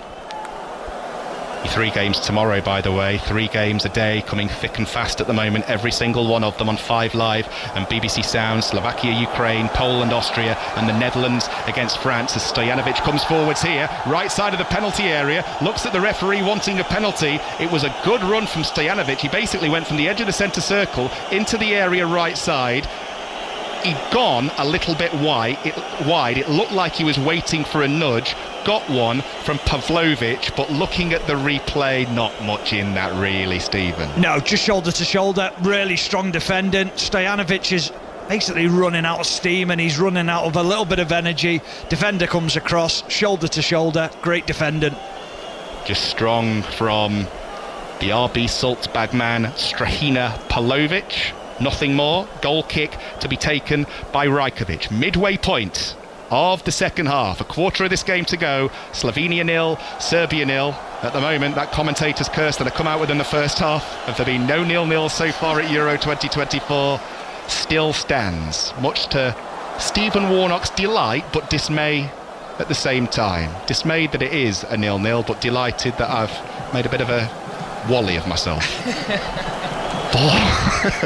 Ball to the Serbian left. They come forwards this time with Gacinovic. He loses out, and now here come Slovenia out from the right with Karničnik. Moves the ball to the left. Elshnik, edge of the area, left side. Good run this. Moves into the area. Low cross in, and it should be tapped into the back post, and it is Serbia go behind, and it's Karničnik who's got the goal for Slovenia. Good ball in from Elshnik down the left. Karničnik rolled away from his man, tapped it in inside the 6 yards area, and Serbia go behind. Slovenia 1, Serbia 0. Well, we've been waiting for a goal, and you've just been talking about it, Lee, that the game's been lacking in real quality, and we're waiting for that one moment, and we get it from a right back who finds himself high up the pitch. He takes a gamble, and that's what you've got to do. You've got to take a gamble in games. He releases himself in that right back spot, finds himself in the back post, and then he gets the goal. He was the one who initially started the move, plays it out to that left-hand side, and you're looking for quality. They deliver it in behind the back line of Serbia with an overlapping run, creates the space, and he just continues his run. Karničnik to the back post, passes it into the goal, and we have a goal. At last, it has gone the way of Slovenia. We've waited so long for a goal in this game. Actually, when it finally arrived, it was so simple. Karničnik, the right back, ran nearly half the pitch, crossfield ball to the left. Elshnik, time and space, couple of touches, ball in, side foot finish from Karničnik. Nice 1-2 from 6 yards out. Yeah, I mean, sometimes the most simple goals are the great ones, aren't they, where you don't really expect them to come like that, but that was really smart play from the right back, and like you say, started the move, finished the move. Outstanding play. Serbia coming down the other end looking for a quick response, but that's going to be a foul against Lukajovic, so Slovenia will have a free kick on the edge of their own penalty area. 5 Live and BBC Sounds, as Stephen Warnock just said, we have a goal at last. Slovenia 1, Serbia 0. Karničnik, the right back, with 20 minutes to go, much to Stephen's delight there in the right back's I am very happy that I've made up a full-back has scored a goal. That makes me very pleased. Serbia play the ball high into the centre circle. They need to come out and attack now. They did it for a little bit at the start of the second half. They've played cautiously for the majority of the afternoon, though. Now they're going to have to go for it, because if they don't, they're pretty much out of the tournament. Serbia down the right with Dusan Tadic to the edge of the area, gets a nudge, looks at the assistant referee next to him, wanted a free kick. just a throw-in awarded. What have Serbia got now? Quickly taken, short throw. Ball out on the Serbian right. Can they whip in across? In it goes, looking for the head of Mitrovic. Come off the crossbar! Would you believe it? In goes the cross. I thought Mitrovic was going to go with his head initially, let it drop onto his right foot, and it hits the underside of the crossbar and comes back out and gets scrambled to safety. Took a deflection on its way through too. Karnišnik does exceptionally well again. I mean, he's just scored a goal. He's defended that back post so well at times. But if he does not get this touch, Oblak gets nowhere near it. Such is the pace on the ball.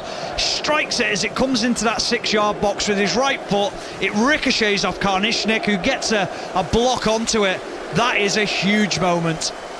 Great delivery from the right, fell to exactly the person Serbia would want to get on the end of it. Their record goal scorer waited for it to drop on his right foot, and as Stephen says a few moments ago, it was the goal scorer for Slovenia, back defending this time, got the block in to deflect it onto the underside of the crossbar. Here come Serbia again, towering header away, this time from Slovenia. I think it was Sesko actually who was back there defending. He's back out now and he's back on the left. Nice little ball to the left.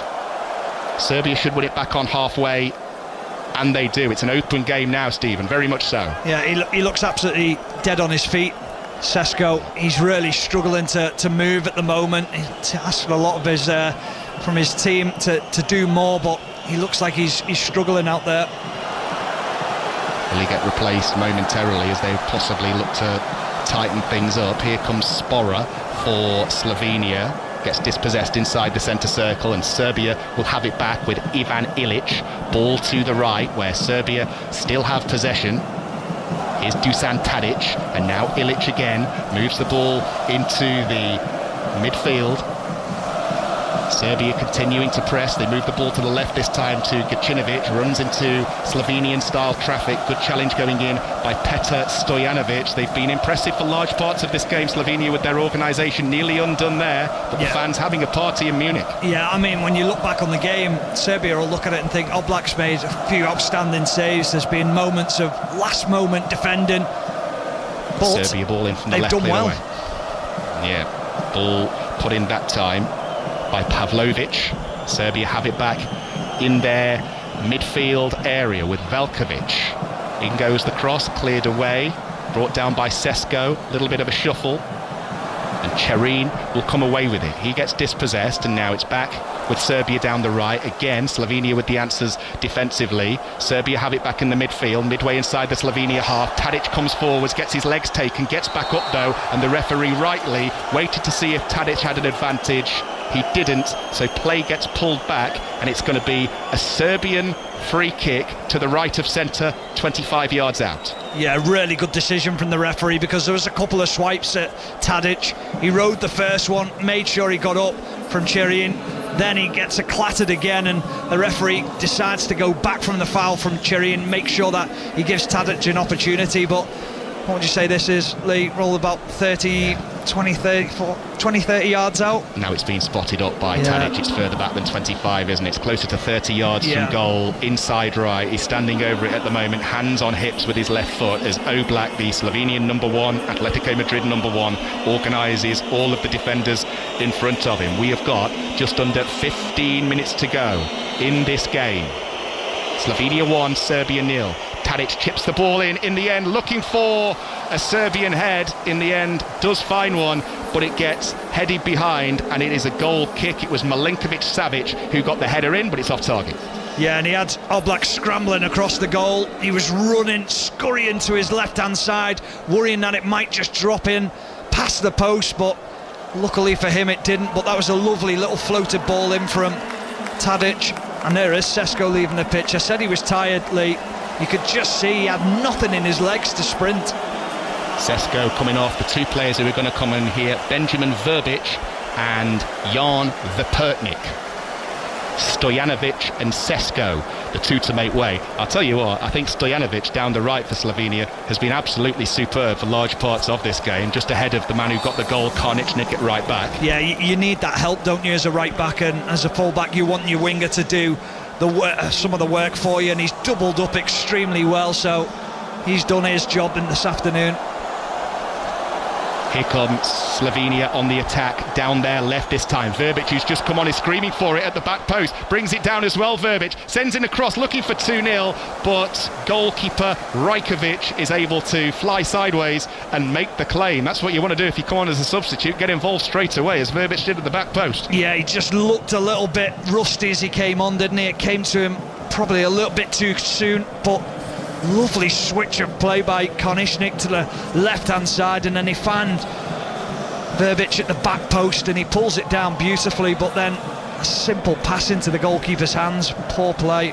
Verbic, who's just come on, secured Slovenia's late winning goal against Kazakhstan to guarantee qualification for Euro 2024 back in November. 30 years old, plays for Panathinaikos, and they've also brought on Jan Verbertnik as well, who I mentioned a few moments ago. He's 22, plays for Bordeaux, 2 goals in 9 caps for the Slovenian national team so far. 5 Live and BBC Sounds. We've got 13 minutes to go plus stoppage time in the first of 2 games in Group C. Slovenia 1, Serbia 0. A reminder, coming up next, the other game in Group C, England against Denmark, live from Frankfurt. It's a 5 o'clock kickoff. Full build-up from 4 with Mark Chapman, Izzy Christensen, Connor Cody, Matthew Upson and John Murray. A top team for you for that game, as we have for the game which kicks off at 8 o'clock between Spain and Italy, as Rajkovic there, the Serbian goalkeeper. I was just keeping an eye on him, nearly took 1 touch too many and played himself into a little bit of trouble there because he was being closed down in his 6 yards area. Yeah, he did really well just to chop the ball inside and then didn't take too many chances, just lashed the ball away with his right foot, making sure that the striker couldn't get closer to him. Chris Sutton and Ian Dennis with Spain, Italy at 8 o'clock for you on BBC Radio 5 Live. The Slovenian party has started in those particular sections of the Allianz Arena. They're leading Serbia 1-0. Some concerned looking faces in amongst the Serbia supporters until 2 just caught themselves on the TV screens and monitors. Then they were suddenly delighted again. Slovenia have the ball at the moment on their left. They go back to halfway, 12 minutes to go. They go long this time. This would be quite the result for Slovenia, take them on to 4 points, having drew with Denmark the other day. They come forwards again here now with the goal scorer Konishnik, tap in, unmarked, back post, 6 yards out. Here they are down the right with Andras Spora back into the midfield area. Spora wide on the right, back to Konishnik, who's going to try a shot again. This time it's a cross goal, wide of the bottom corner. I tell you what, for a right fullback, he ain't half got confidence going forwards. No, he scored a goal, so he's brimming with confidence. Little give and go, and then he tries to cut across the ball as he comes inside. Give the goalkeeper the credit. I think he would have covered it. I think he had it been on target, I think he would have pushed it round for safety. Rajkovic only got 1 international goal to his credit before that one, Konishnik. Here comes Serbia down the other end. Ball into the penalty area though from the half-time substitute. Gacinovic is so poor and therefore so easy for Oblak to come and smother. At the moment, Serbia, after Mitrovic hit the crossbar a few moments ago, look like they're short of ideas now. Yeah, they do, and Slovenia have just to manage that wave of attack from Serbia, managed to stem the flow, and now they're looking to get the foothold in the game as well. Substitutions are probably being key to that as well. Now they've got a little bit more of an outlet up front. They're going to bring on 2 more, Samardzic and Bermancevic, getting ready to come on for Serbia. Last throw of the dice maybe from their manager Dragan Stojkovic, with exactly 10 to play in Munich. Slovenia 1, Serbia 0. Serbia playing in all red, have the ball on the edge of the centre circle. Milenkovic, ball back out to the right to the captain Dusan Tadic, who's tried his best. He's huffed and he's puffed going forwards, but now he's cutting the frustrated figure of a man. In goes the cross from the right, it's deep, headed across goal by Gacinovic. Goalkeeper Oblak comes, drops it, makes the claim. Not the first time we've seen brave goalkeeping from Jan Oblak, because he came there, he knew he was going to have to clatter Bijol in front of him and potentially get clattered himself, but he did well to come and get it, dropped it and then regained it at the second time of asking. He did so well, because like you say, Lee, he knew he was going to have to go through the defender, and the defender almost ducked, tried to help him out, but then it's the presence of mind to understand where the ball's going to drop, and he smothered it so quickly, didn't give Dusan Tadic a chance to get anywhere near it, who was the closest man to it. So change is being made for Serbia. Zivkovic, the right wing back, is going to go off, as is Dusan Tadic. So Tadic, I said he looked frustrated a few moments ago, he goes off along with Zivkovic, and the two to come on, Lazar Samardzic and Veljko Bermancevic, for the final 8.5 minutes plus stoppage time here. And that, without wanting to use the cliche, Stephen, really does feel now like the last throw of the Serbian dice. Yeah, it definitely looks that way, doesn't it? They've got to find a way back into this game. Is it 10 minutes to go now? They'll feel that they've got to throw everything at it. Now, how does Slovenia stand up to this? Do they try and just sit back? Do they invite pressure on and expect that pressure to come and try and hold them at the edge of the box? Or do they try and get a foothold in the game and get more possession, win fouls, slow the game down? It is the other game in England's group, in Group C. Slovenia 1, Serbia 0, drawing to a close in Munich. We'll be live in Frankfurt after this with Mark Chapman. Serbia, though, pushing for an equaliser. Down the left, ball pulled back to Samardzic, who's just come on, takes the ball to the edge of the D, keeps it moving. As Serbia work things from left to right. Samardzic once more, right foot onto his left, cuts inside, might fancy a shot here. He keeps going, Samardzic, puts in a shot hard and low. It was always going wide at the bottom corner. He's clearly sat there on the bench looking at his teammates messing around with the ball in and around the penalty area and thought, you know what, I'm going to go on and try and do it all myself, and very nearly did. Yeah, he did, and he drove right across the box to the left-hand side, and Samardzic then gets that shot away. Oblak, comfortable, pulls his left arm away, never really troubled, but that's what they need to do. They need to commit players and make sure that they're trying to drag players out of position so they can get them shots away. Oblak with the goal kick downfield for Slovenia. One more goal for them and this will be all over here. Game, set and match. We've had a big story in the tennis earlier already. Jack Draper beating Carlos Alcaraz. More to come on that on 5 Live and BBC Sounds a little bit later. Russell Fuller and the team with everything you need to know. Big story that from the world of tennis. Here comes Serbia moving forwards down the left with Pavlovic. Plays it forwards, keeps it moving. Bermancevic gets on the end of it. Can he just keep the ball in play there? Challenge goes in. Serbia with a throw-in right by the corner flag. Late on in this game in Munich. Bermancevic, the substitute, with the throw. Back to Pavlovic as Serbia looked to whip a ball into the Slovenian penalty area. That was a push by the Slovenian substitute Verbic. Is he going to get a yellow card? No, just a talking to from the referee. But this is a free kick for Serbia in a very dangerous area. 14 yards from the byline, wide on the left. He's looked positive, hasn't he, Bermancevic, since he's come onto the pitch. He's looked like he wants to take his full-back on, wants to get him in a 1v1 situation.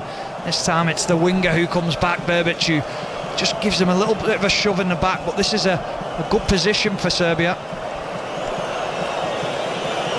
Bermancevic stands over the free kick. Both arms go into the air. Right-footed delivery, whipped in on top of Jan Oblak, who gets his left hand to it as he just stood on his line and just parried it round the top corner for a Serbian corner. Well, he's looked convincing, Oblak, all the way through the game, but this is very unconvincing. He's very lucky here that he doesn't push it into his own goal, gets fingertips to it, just pushes it round the post.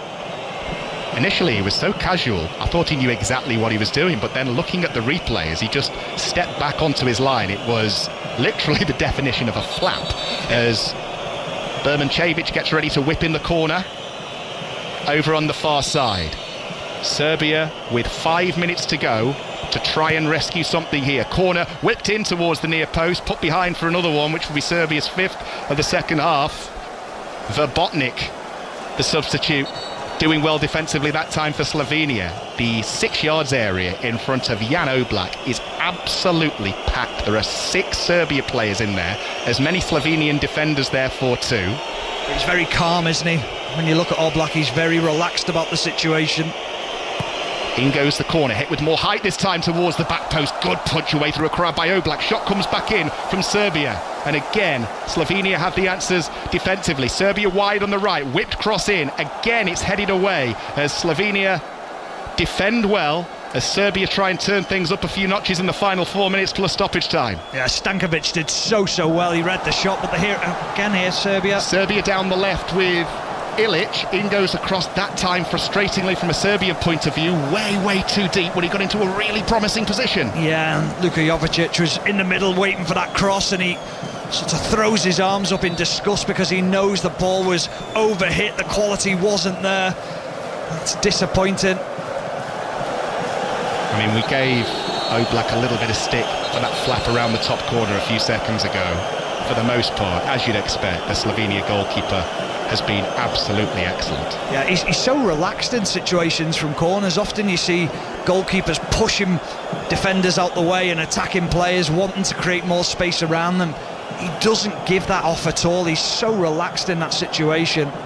Well, the Slovenian left-back, Erik Jansa, has just been booked for time wasting, but he's trying to say to the officials, because he's taking this throw in his left-back area, right where there's a huge section of Serbian supporters. He's trying to say, look, I've just had about 5 bottles thrown at me. What do you expect? Serbia crack on, play the ball to the left, absolutely nobody there, wasted opportunity, and now Slovenia will have a throw in their right-back area. Jansa, understandably there, annoyed with the officials. Yeah, he will have been, because he's just saying to them, what do you want me to do? Get hit by, I think there's a lot of food, pretzels as well, it looked like as well, so he'll be annoyed at that, but the referee's got to use a little bit of common sense there. Never liked pretzels, never been a fan. No, me neither. Chronic Not indigestion. A fan. No. They do a cracking schnitzel as well there, chicken schnitzel, and then they do the hot dogs as well. John Murray will tell you, when you go to the game as well, all the Bayern Munich fans walk past you with like jugs of beer, large pints of them, and this is... Well, John Murray's in Frankfurt today, took Mark Champman a sausage sandwich covered in mustard earlier. We'll find out what it tasted like when we go to Frankfurt very shortly. I guarantee John will have had his before he took one to Mark Chapman. We'll be with the two of them very shortly, along with Conor Cody, Matthew Upson and Izzy Christensen, our team for England versus Denmark here on 5 Live and BBC Sounds. It's the other game in this group, which is Group C if you've just joined us. Slovenia leading Serbia by 1-0. It came on the 70-minute mark. We've now got 88 on the clock. Berman Cevic, who's just come on as a substitute for Serbia, to the edge of the area left side, sends in a low ball, repelled by Slovenia. Serbia have it back down their left, but again Slovenia with the answers defensively. Clearance this time made by the goal scorer Jan Karničnik.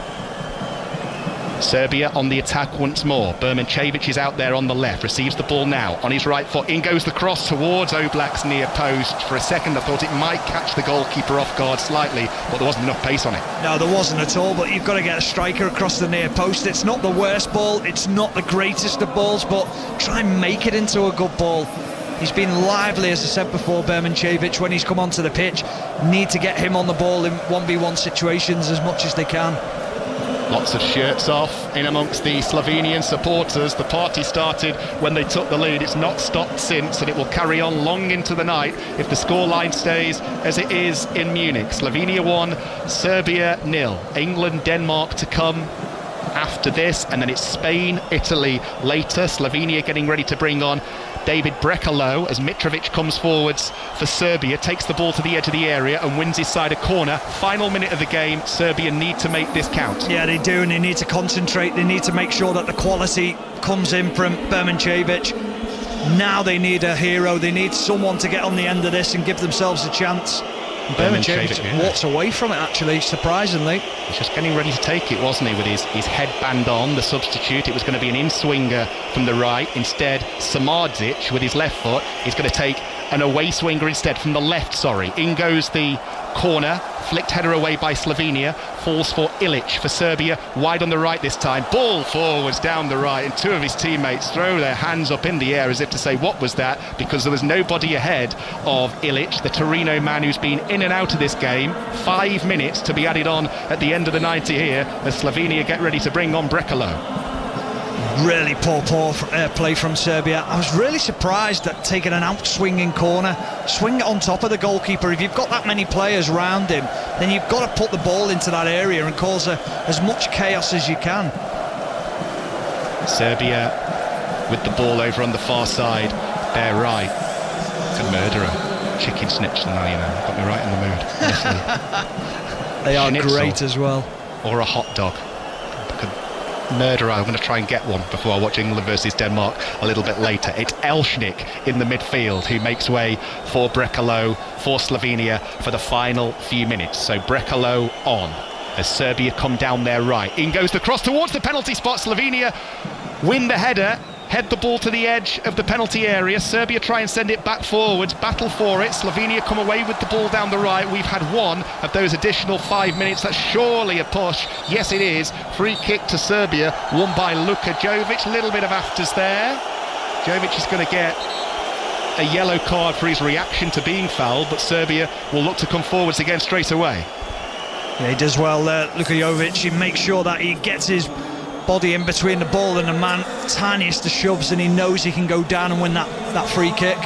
Bermancevic on the left for Serbia, high ball into the Slovenian penalty area. Overhead attempt there, didn't quite see who went for the overhead attempt for Serbia. Either way, the referee stopped play for a high foot and a free kick in Slovenia's favour. Straight away I thought it must be Mitrovic, but it's Luka Jovic who goes for it, and he doesn't get anywhere near it, but he doesn't get anywhere near Karnishnik, but he hits the deck. He plays up as much as he can, knowing that will kill a little bit more time for him and his team.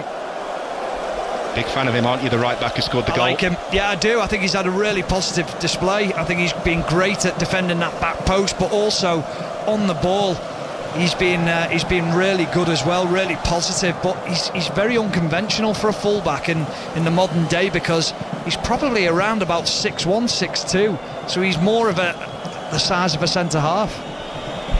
Serbia heading out of Euro 2024 perhaps. Slovenia are going to go on to 4 points. England ahead of their game, which is next against Denmark. Already have 3 after beating Serbia on Sunday. Serbia, though, trying to rescue a point here. Through ball, nobody chasing after that. Wearing Serbian red, and it runs all the way through to Jan Oblak. And a little bit of afters involving a couple of other players, and a number of things being thrown from the Serbian supporters from the stand behind Oblak's goal there. Lots of bottles and other bits being thrown from the crowd, which is not great to see at all. Yeah, Gacinovic is the one who just goes into Janza and he just hits the deck. He just wants that to happen. He tries to get in the way of him, Janza. Gacinovic plays it. I mean, he just does exactly what he wants him to do. Chest to chest, hits the deck and just takes more time off the clock. Nonsense is the way you describe that from Gacinovic on Jansa. Deserves his yellow card, and it's his own time there, Gacinovic, that he wasted. Balls down the other end with the Serbian goalkeeper Rajkovic. Now he has coming together with Verbertnik, the Slovenian substitute. Verbertnik gets showed a yellow card this time, and we are into the final minute of the 5 that were added on. Serbia going behind with 20 minutes to go, and at the moment it looks like that goal's going to be the difference from Karničnik between the two teams here. Serbia on their way to a second straight 1-0 defeat as Rajkovic for Mallorca and Serbia plays the ball long downfield. Headed on again, Slovenia with the answers defensively.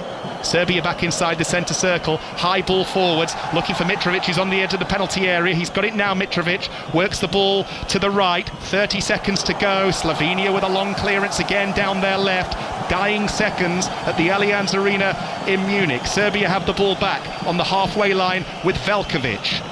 He goes long, ball headed down, opportunity here for a Serbia equaliser late on, gets deflected behind. It is a Serbia corner, the last chance. Gacinovic shot deflected. Goalkeeper's up. Rajkovic is forwards in his green top, the Serbian number 1. It's going to be an in-swinging corner from the right. In it goes into the 6-yard area, headed in!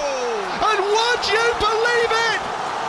Serbia all level, and it's the AC Milan man, Luka Jovic, right at the end, heading in the corner, and the Serbian fans have gone absolutely crazy because that has just saved their Euro 2024 campaign. The Slovenia players have their heads in their shirts. They cannot believe it. They've hit the ground crestfallen because in the 95th minute, Serbia have equalised to make it Slovenia 1, Serbia won. Well, substitutions can always have such a big impact in a game, and Luka Jovic has just had one of the biggest impacts of this tournament. He just finds himself an inch of space, and that's all he needed, and he gets above Karnišnik for the first time. He can't get near him, and he just uses his arm, pushes him away. It gives him just a half a yard, and he glances it in the far corner. Oblak rooted to his spot. He can't get anywhere near it. Absolute scenes in the stadium. You've got the Serbian fans jumping for joy. There's drinks going everywhere. The shirts are off. But at the other end, you've got the Slovenia fans. They've got their head in their hands. They can't believe what they've just seen. It was a great corner, but I tell you what, he got 3 white shirts around him there, Luka Jovic. What a header. And that is the final act in Munich, because there is the final whistle as Jovic continues to celebrate with captain, the man who's wearing the armband now anyway, Alexander Mitrovic. Slovenia took the lead. Karnišnik, the right back, on 70, and then, as you've just heard, a 95th minute equaliser from a corner from Luka Jovic.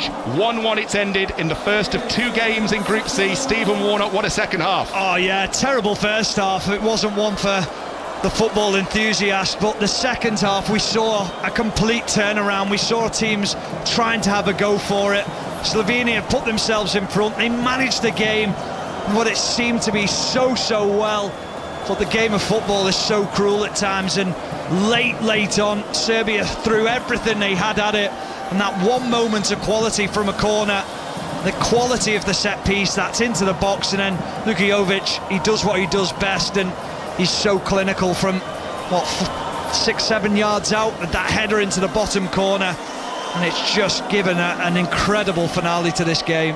Awful first half, cracker of a second. It's ended in Munich. Slovenia won, Serbia won, and now sausage sandwich consumed. Here is Mr. Mark Chapman. Very nice it was too, thank you very much. Matthias Kek, the Slovenian coach there, Stephen, he probably stayed in his dugout for a good 2 or 3 minutes after the final whistle, as most of his players fell to their knees.